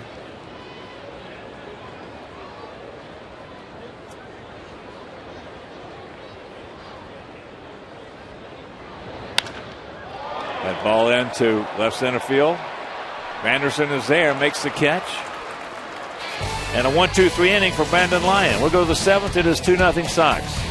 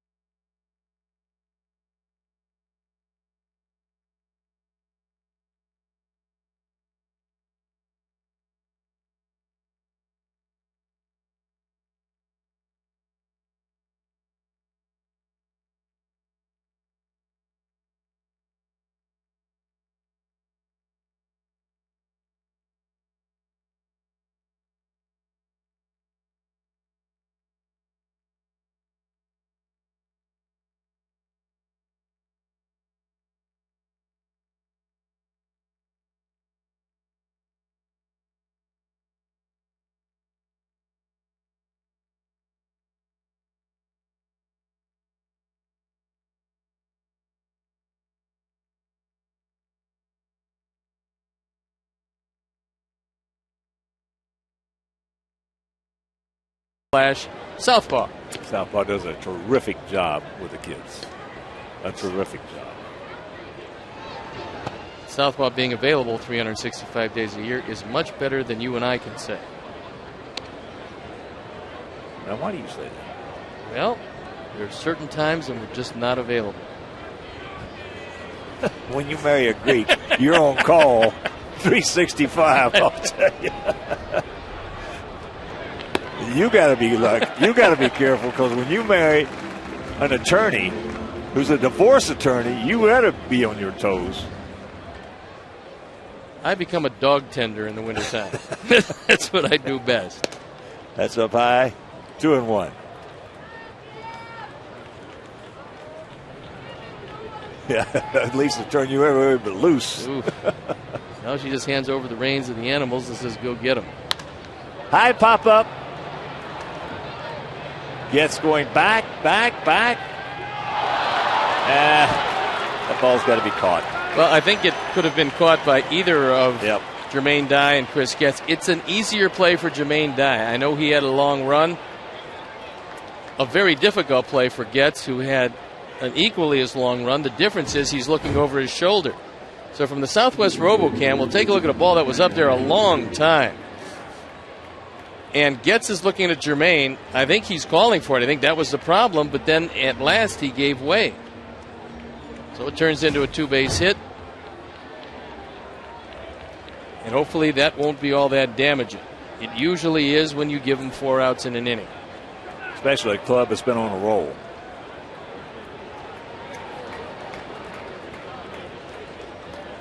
Inge has struck out and lined hard to Brian Anderson. And that souvenir right side. It's been tough. It's been tough virtually the whole season this year, us to give a team 4 outs.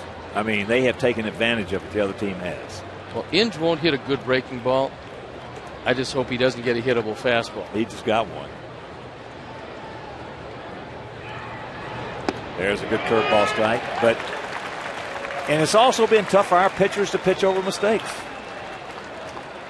That's really what you have to do if you're going to be a big winner, because the mistakes are going to be made behind you. That's never going to change.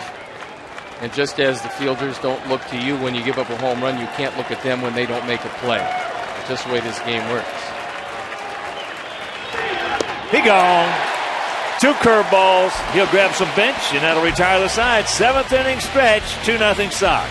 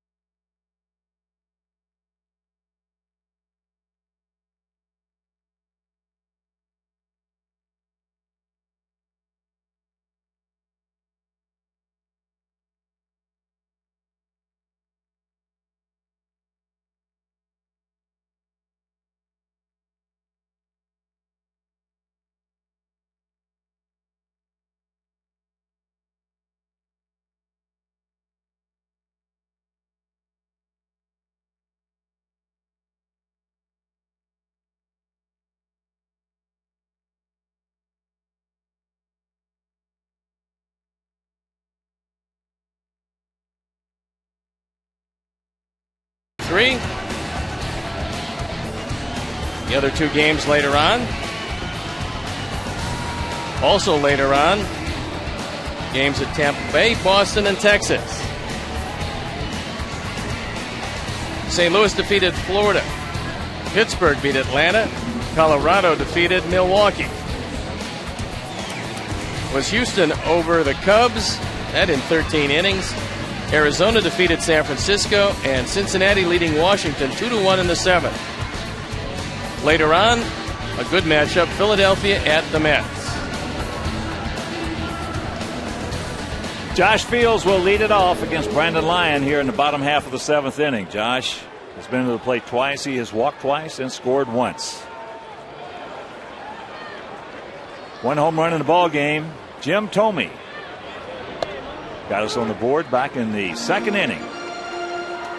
Edwin Jackson started this game, went 5 innings, gave up the 2 runs on 5 hits, walked 4, fanned 3, gave way to Brandon Lyon.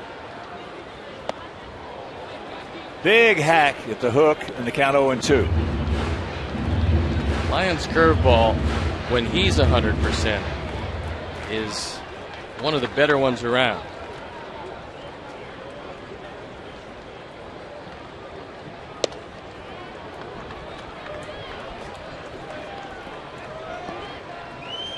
A ball and 2 strikes. Posednik on deck and Ramirez in the hole. Let's get a couple of more right here, boys.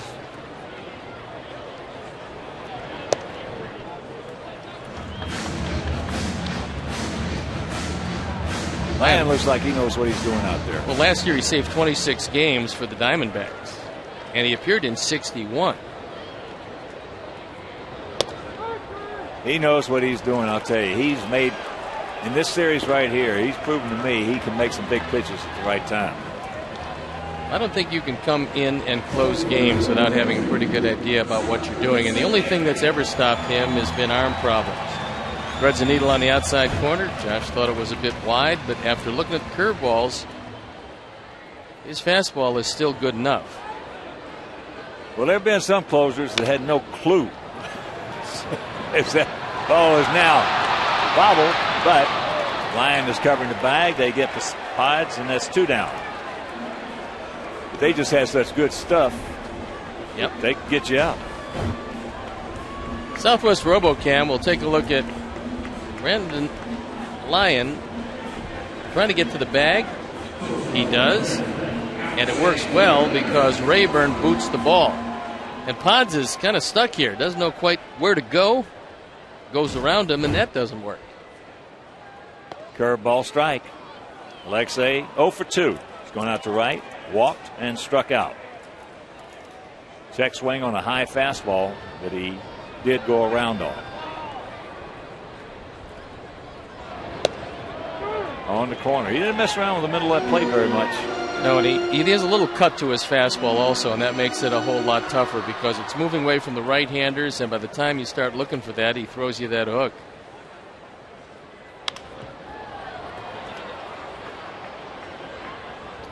Out of play right side. I think he did Alexei a favor by cutting that fastball to him. We'll take a look back and see Gerald Laird and what he wants. That's the curve. No favors here unless he hangs it. He's not going to hang it. Yes, he did. That's amazing right there. Hung it and got away with it. Meanwhile, we'll go to the 8th. It is still 2-0 Sox.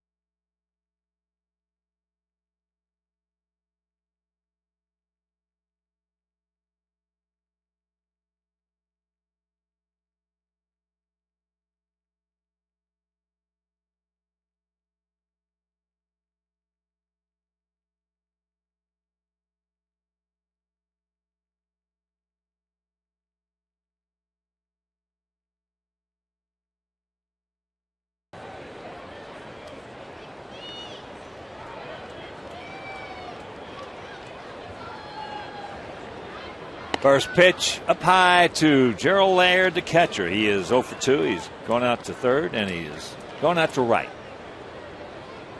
Gavin Floyd is going after a 6-0 record lifetime against these Tigers. 1-1 to count for the 29-year-old receiver.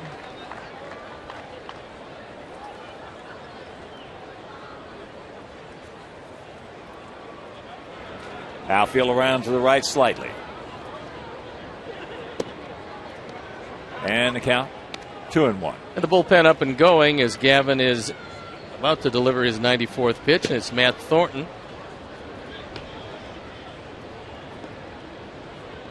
Big out first man right here, Gavin. 2-2.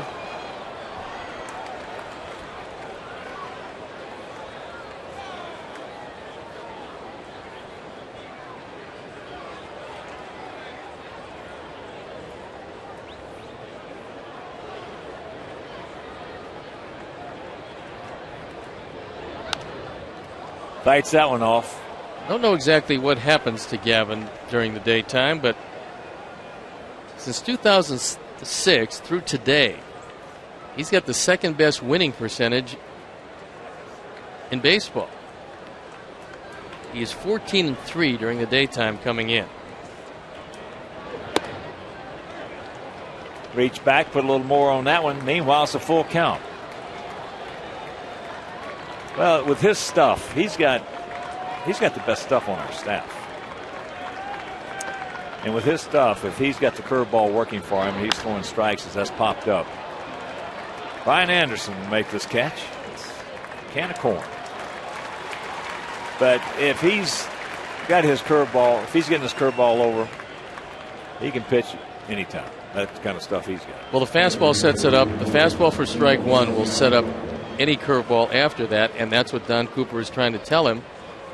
That's a given. He's got to get the fastball over. But if he's getting his curveball over, forget it. Well, he won 17 last year, and he came out without quite as much confidence at the beginning of this year, but he's got it back. Starts him off with a changeup. Santiago, 0 for 2.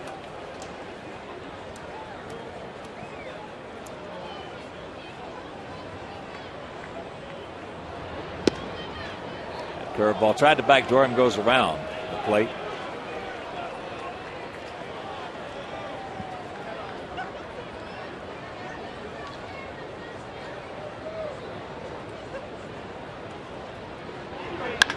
That ball's hit deep. We got ourselves a 2-1 ball game.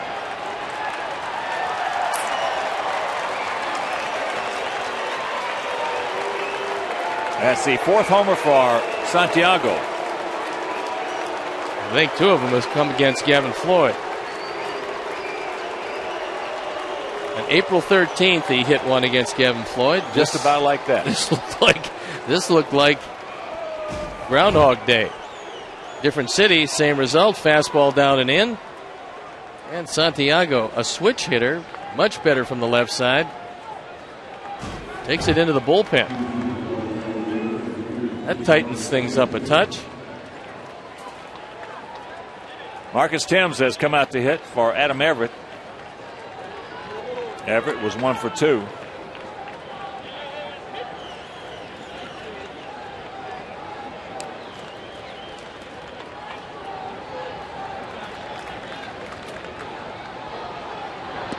So a 2-1 ball game. 2-5-0 for us, 1-4-0 for Detroit.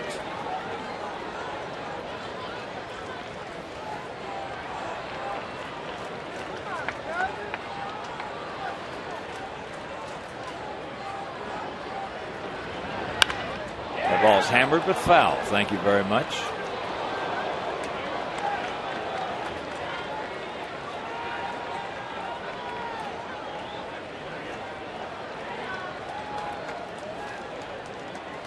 Tim's 32-year-old veteran.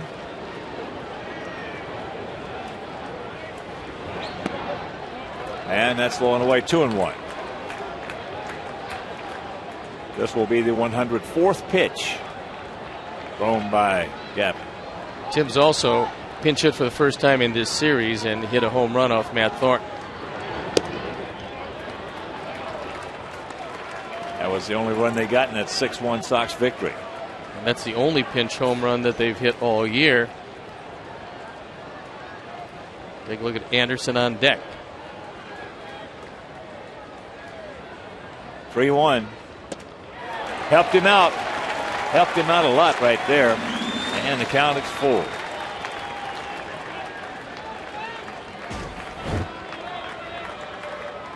It's a huge difference if you just let this one go.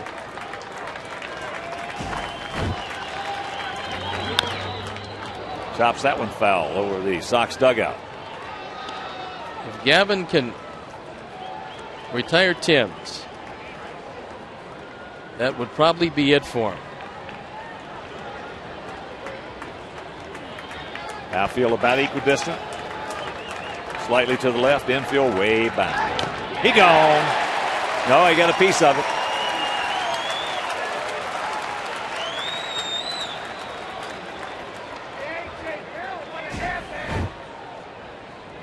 Tim's just barely able to stay alive.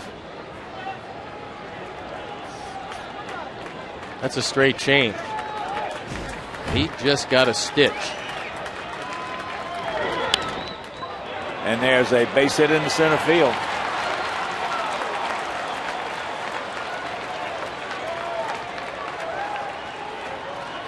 Provide your guests with the ultimate baseball experience in the Jim Beam Club. This all-inclusive seating area located behind home plate features a Levy Catering pregame buffet, open bar, in-seat food and beverage menu, along with premium reserve parking and much more.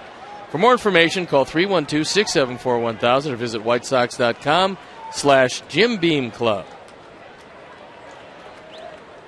Josh Anderson, 3 times has gone out to Getz at second.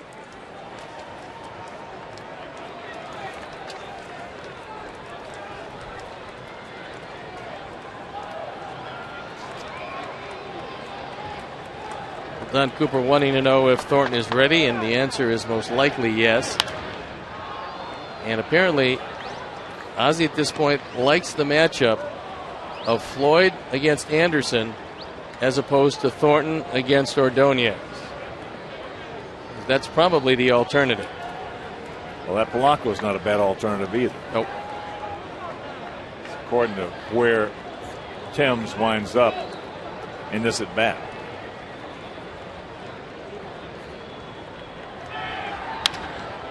Could be. He can run. Can you turn it? Yes! Anderson's speed could not outrun that baseball. Good job by Getz in turning that one over. They pick up one. We'll go to the bottom of the 8th, 2-1. Good guys.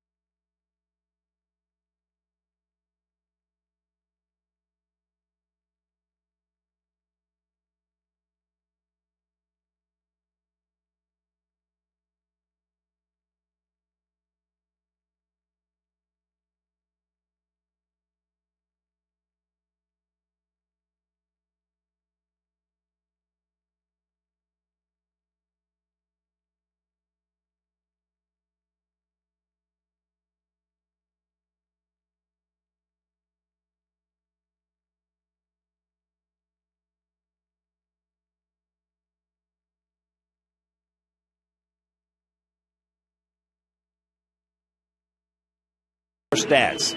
This men's health site includes money-saving coupons from our sponsors, plus details on how you can score one free refreshing Gatorade. And how about a trip for you and your 3 closest friends to spring training from a one-a-day multivitamins? Learn more at walgreens.com/knowyourstats. I got the second page of this for you if you'd like to continue along with that. Jermaine Dye, 1 for 3, a double his last at bat. Placido Polanco has taken over at second base.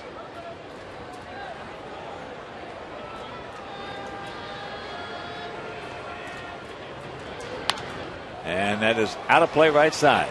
Send along best wishes to a tremendous Sox fan. Born in Oak Lawn, now lives in Ahwatukee, Arizona. Don Vogel looking on. Good. The former Portly detective.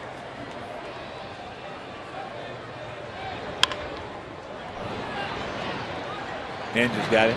So he knows his stats then, huh? Well, a homicide detective for 20 years knows a bit. Wow. He has retired, gone out to become a private investigator, doing a great job, and been a devoted Sox fan for a lot of years. Leland comes out, wants the left-hander. So a good job by Brandon Lyon going 2 1/3. He'll depart. Nate Robertson comes on, and we'll be back.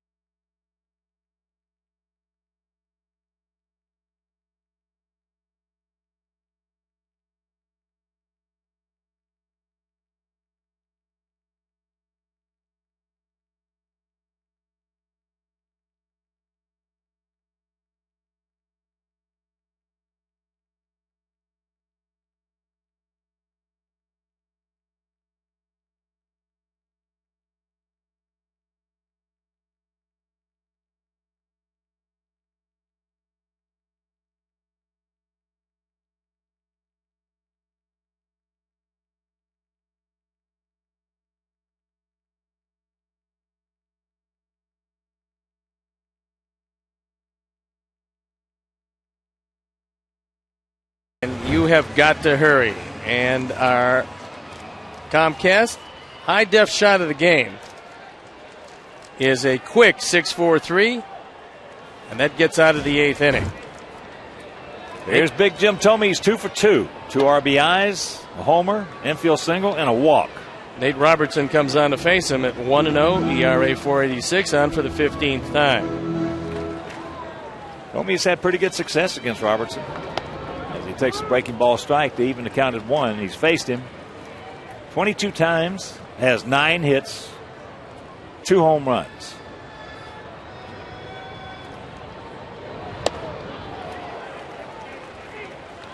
And the count now 1-2.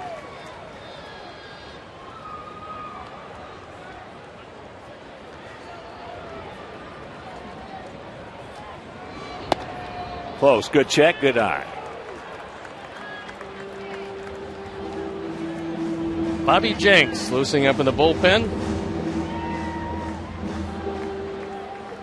He will come on to try to save his 14th. And that's high, so a full count with Pierzynski on deck.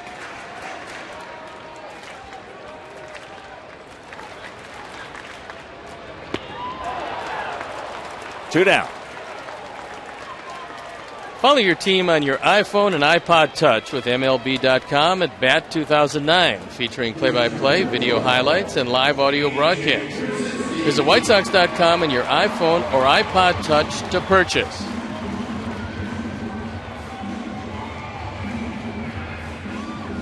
AJ's due. He's 0 for 3.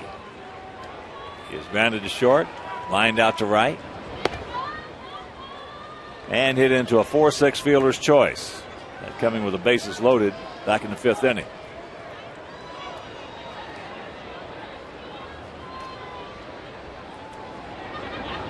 That ball hit deep. Stretch. He looks up. You can put it on the board. Yeah. Yeah. Number 6 for AJ, and the Sox lead it 3-1.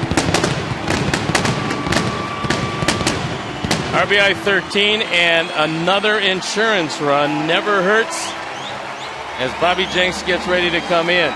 So AJ got out ahead of one. The only question is, would it stay fair? It's our 4th drive of the game. The answer is yes.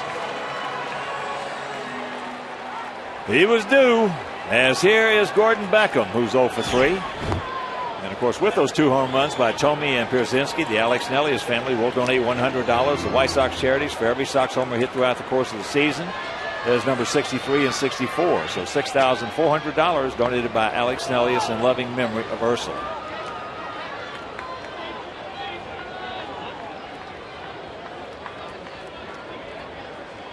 Big run, big run. That changeup off the plate, and the count 2-1. Big run, big game. It means 2 in the standings. After this home stand,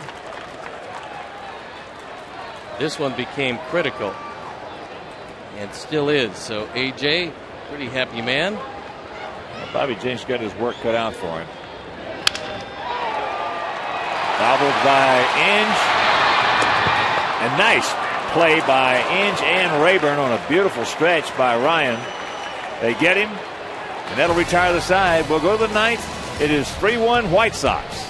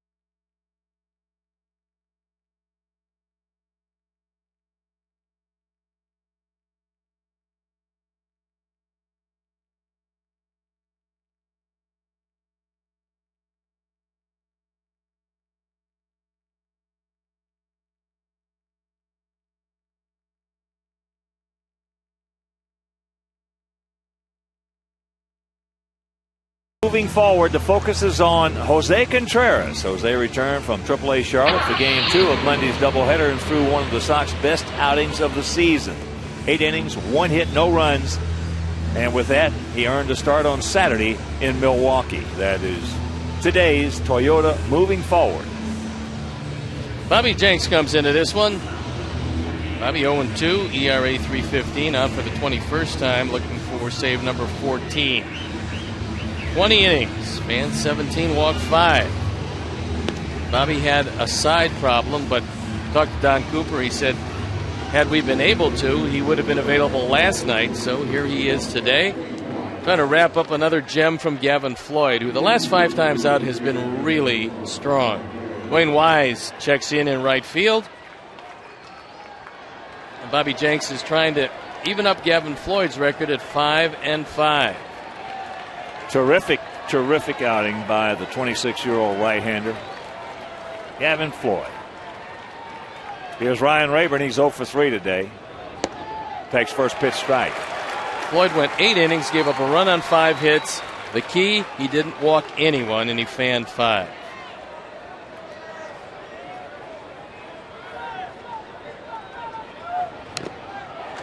Oh and 2. Big out, first out.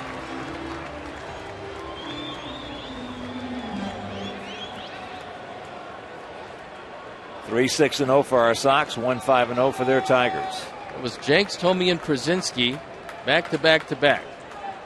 All hopefully with a big factor in this one. Breaking ball line, so the leadoff man aboard. That puts Cabrera into play. White Sox Diamond Suites are perfect for client entertainment, family parties, or a night out with friends. Provides first-class service while enjoying White Sox baseball. Reserve a Diamond Suite for a Sox game today. Call 312-674-1000 or visit whitesox.com for more details. Clayton Thomas is 0 for 3.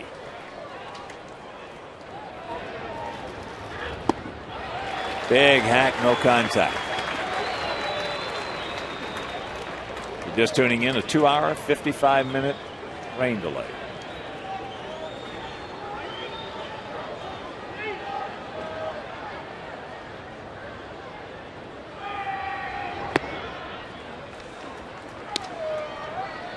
And the count 1-1 to the 25-year-old left-handed hitter. Straightaway stance. Off the plate a little bit.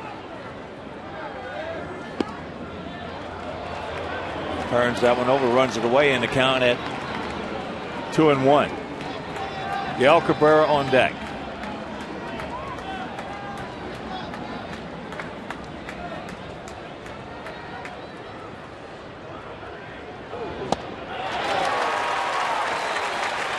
Another big hack, in the count 2-2.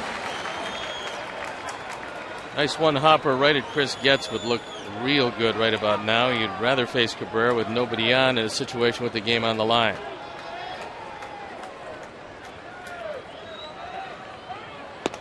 Way outside.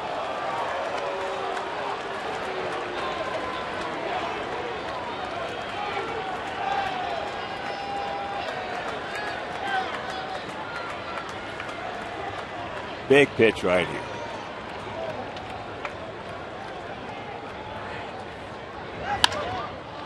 That is slashed foul. Thank you. So the count remains 3-2 with one on, nobody out here in the top of the ninth, leading 3-1.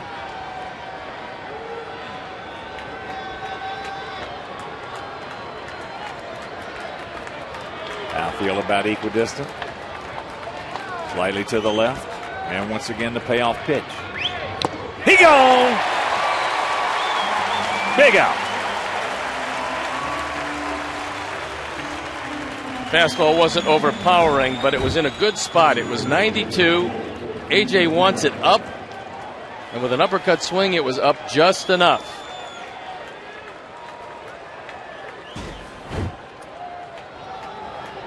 So here is Cabrera. He is 0 for 3 today.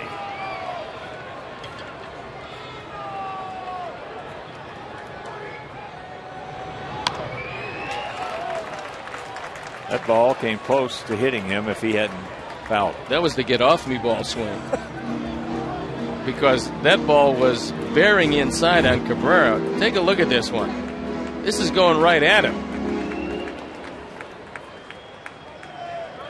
He fouled it off his thigh, but if he doesn't swing it, maybe hits him in the thigh. How'd that feel? Guys are fouling balls off. I'm telling you, parts of their bodies I've never seen before. It's amazing.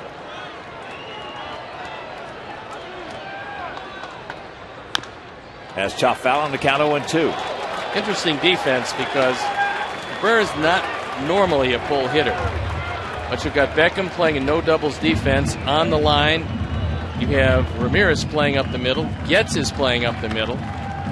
They want to turn two because if Cabrera hits a ball on the ground, you can kick it over to second base. He's not going to be able to beat it out. There goes the runner, and they're trying to stay out of it. And they do. Clavin picks up his second stolen base of the season. Yeah, so much for the double play theory. Throws well, up. we could still have a bad base running double play. Indeed. That's into center field. Ryan Anderson is there. Can of corn for him. Makes the catch, and it is out number 2.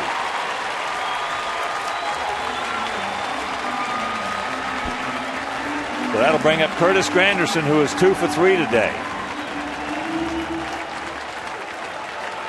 He popped to third his first at bat, singled sharply in right in the 5th. Then he had a bloop double.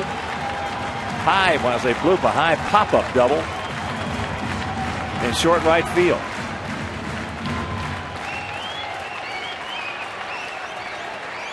And now Josh Fields guarding the line at first. Outfield deep. That ball's hit deep, and we got ourselves a tie ball game.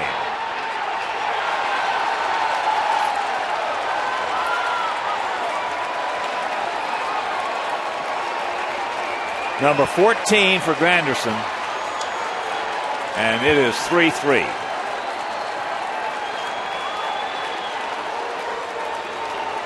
Looked like a first ball fastball. Granderson a triple away from the cycle. Ties it up. It will be a bottom of the 9th. And that was a no-doubter.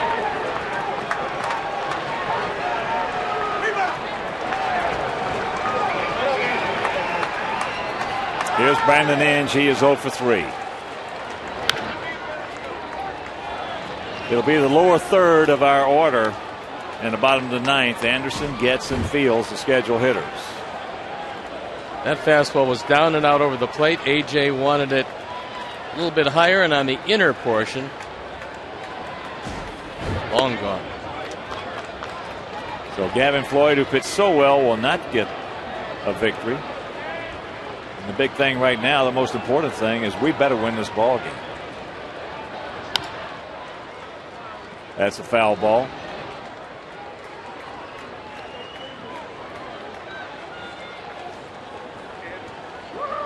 This could be a very damaging scenario if the Tigers come back and win this game.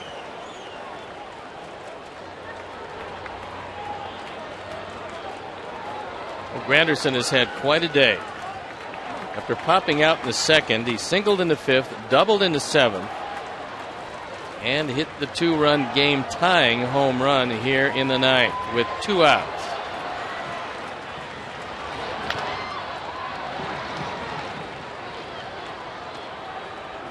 Count hangs at 1-2.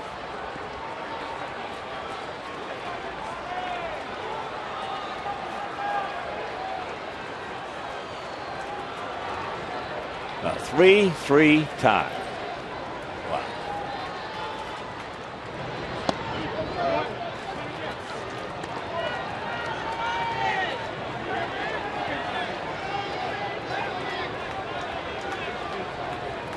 Home run by Santiago in the 8th. A 2-run homer by Granderson here in the 9th. And the count 3-2. You got to be careful with Inge because he also has some big power. He doesn't hit a breaking ball real well, but be careful with the fastball. 2 hopper down to Beckham. But the damage is done. 2-run homer by Granderson. We'll go to the bottom of the 9th. Anderson, Getz, and Fields.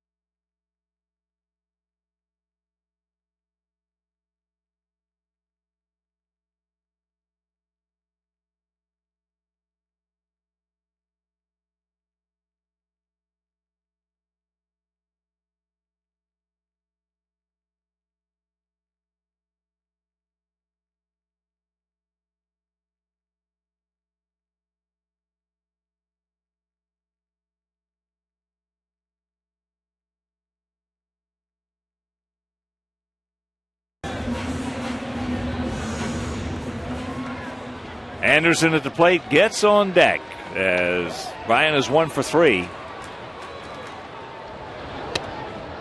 There's a 98-mile-an-hour fastball on the outside half. We saw Konerko turn one of his around at 2-0, but ball's got a bad hand. There's a shot back through the middle on a 98-mile-an-hour fastball, so a good start. Leadoff man aboard. A good speed aboard, and that most likely will set up a bunt from Chris Getz. Brian takes it right back up the middle. That ball is about thigh high, and that's where Brian likes it. Showed me a pretty quick bat there getting around on that one because that ball was outside. But a ball down you can get to. Brian's got the ability. But this is one guy here that sometimes is tougher to bunt than it is to hit. There's a bunt. They'll get it done very nicely as he slips. Throws it away. Throws the ball away. Brian into third. And the wet turf got to Zamaya. He just flipped it up in the air and nobody could get it at first base. Runners at the corners, nobody out. The winning run, Brian Anderson 90 feet away. And a perfectly executed bunt. It's probably going to go as a base hit. We'll take a look at it again. Great effort by Getz. And it looked to me like confusion at first between Polanco and Rayburn. It goes as a hit and an error, but right here, Josh Fields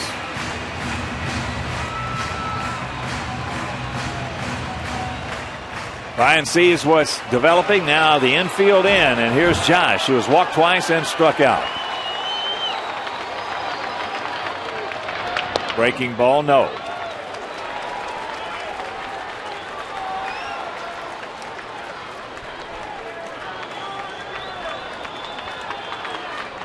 Come on, Josh. Outfield, they come in as much as their arm strength will allow.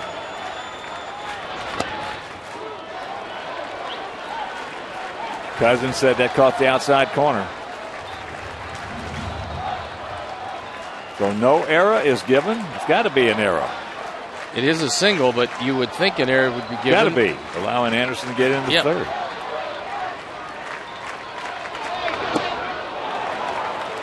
This is when Josh has got to learn how to cut down on his swing. He's got to learn how to choke up a little bit and cut down on his swing.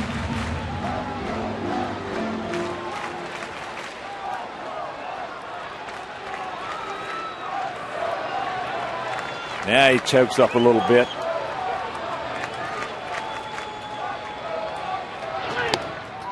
And he takes ball 2. All you've got to do is put the bat on the ball at 98. You're going to hit it far enough, most likely. There's some pretty good arms in the outfield. Not great arms for the Tigers, but good arms. The 2-2. Getz moves into second.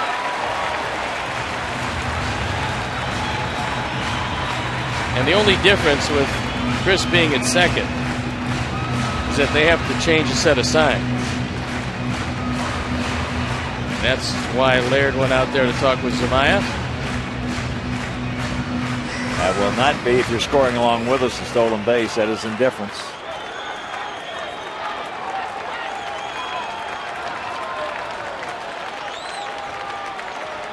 And the payoff pitch. Checks it up, takes ball 4. And Laird can't believe it. He's talking it over with Darrell Cousins. He thought that was a good enough pitch. The appeal, there's no way that Josh swung at that. The only question would be if it was a called third. It wasn't. And we'll watch it again.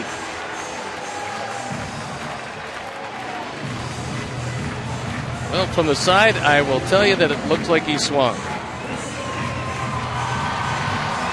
But bases are loaded. Iffy. It was either or. So right now, Pods takes strike 1. Pods is 1 for 4 today. A single back in the 3rd inning. Come on, Scotty Pods. Granderson is really shallow and very much swung around toward left center. Well, they got to come in as much as Yep. their arm strength will allow.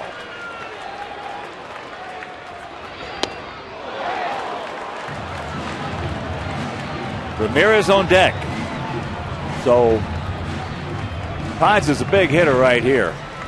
It's a big man in the scheme of things. Only man that matters is a man on your left.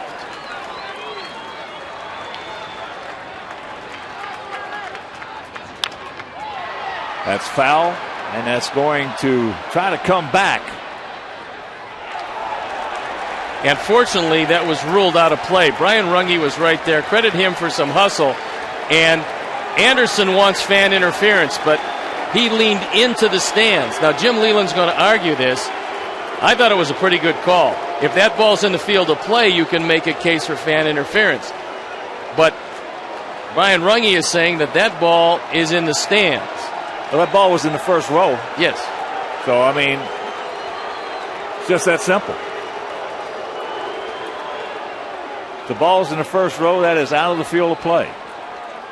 Well, I think that's what Brian Runge is saying. He said, look, you can argue with me, but in my estimation, that ball was in the first row. Now, Runge's going to meet with Darrell Cousins.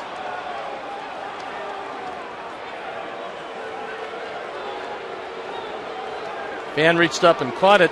The question being, did he reach into the field of play? You can't tell from that angle. If the ball lands, it's going to land just over that rail in the first row. He is in the first row, and I think the call was correct. From this angle, you can tell. That ball is in the first row. The first guy doesn't catch it.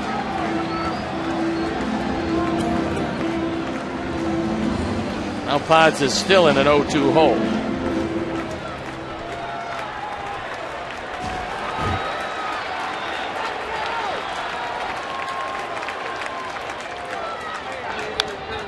Underneath that one.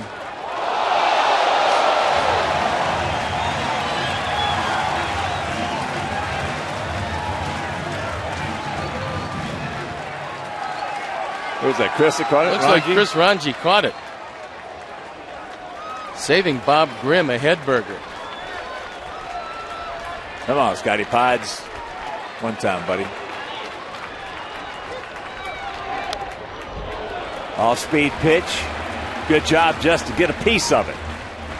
Now the only dilemma comes on a long foul ball down the left field or right field line. Most likely in the case of Scott, it's going to be left field line.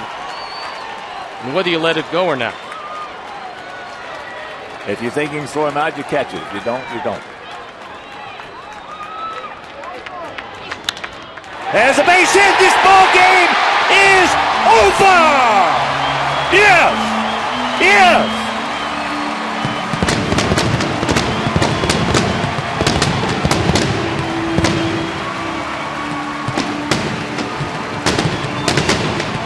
A big win for the Sox as Scotty Pides comes through with his second hit of the game to knock in Brian Anderson, who had ripped a single off Zumaya to start off the inning.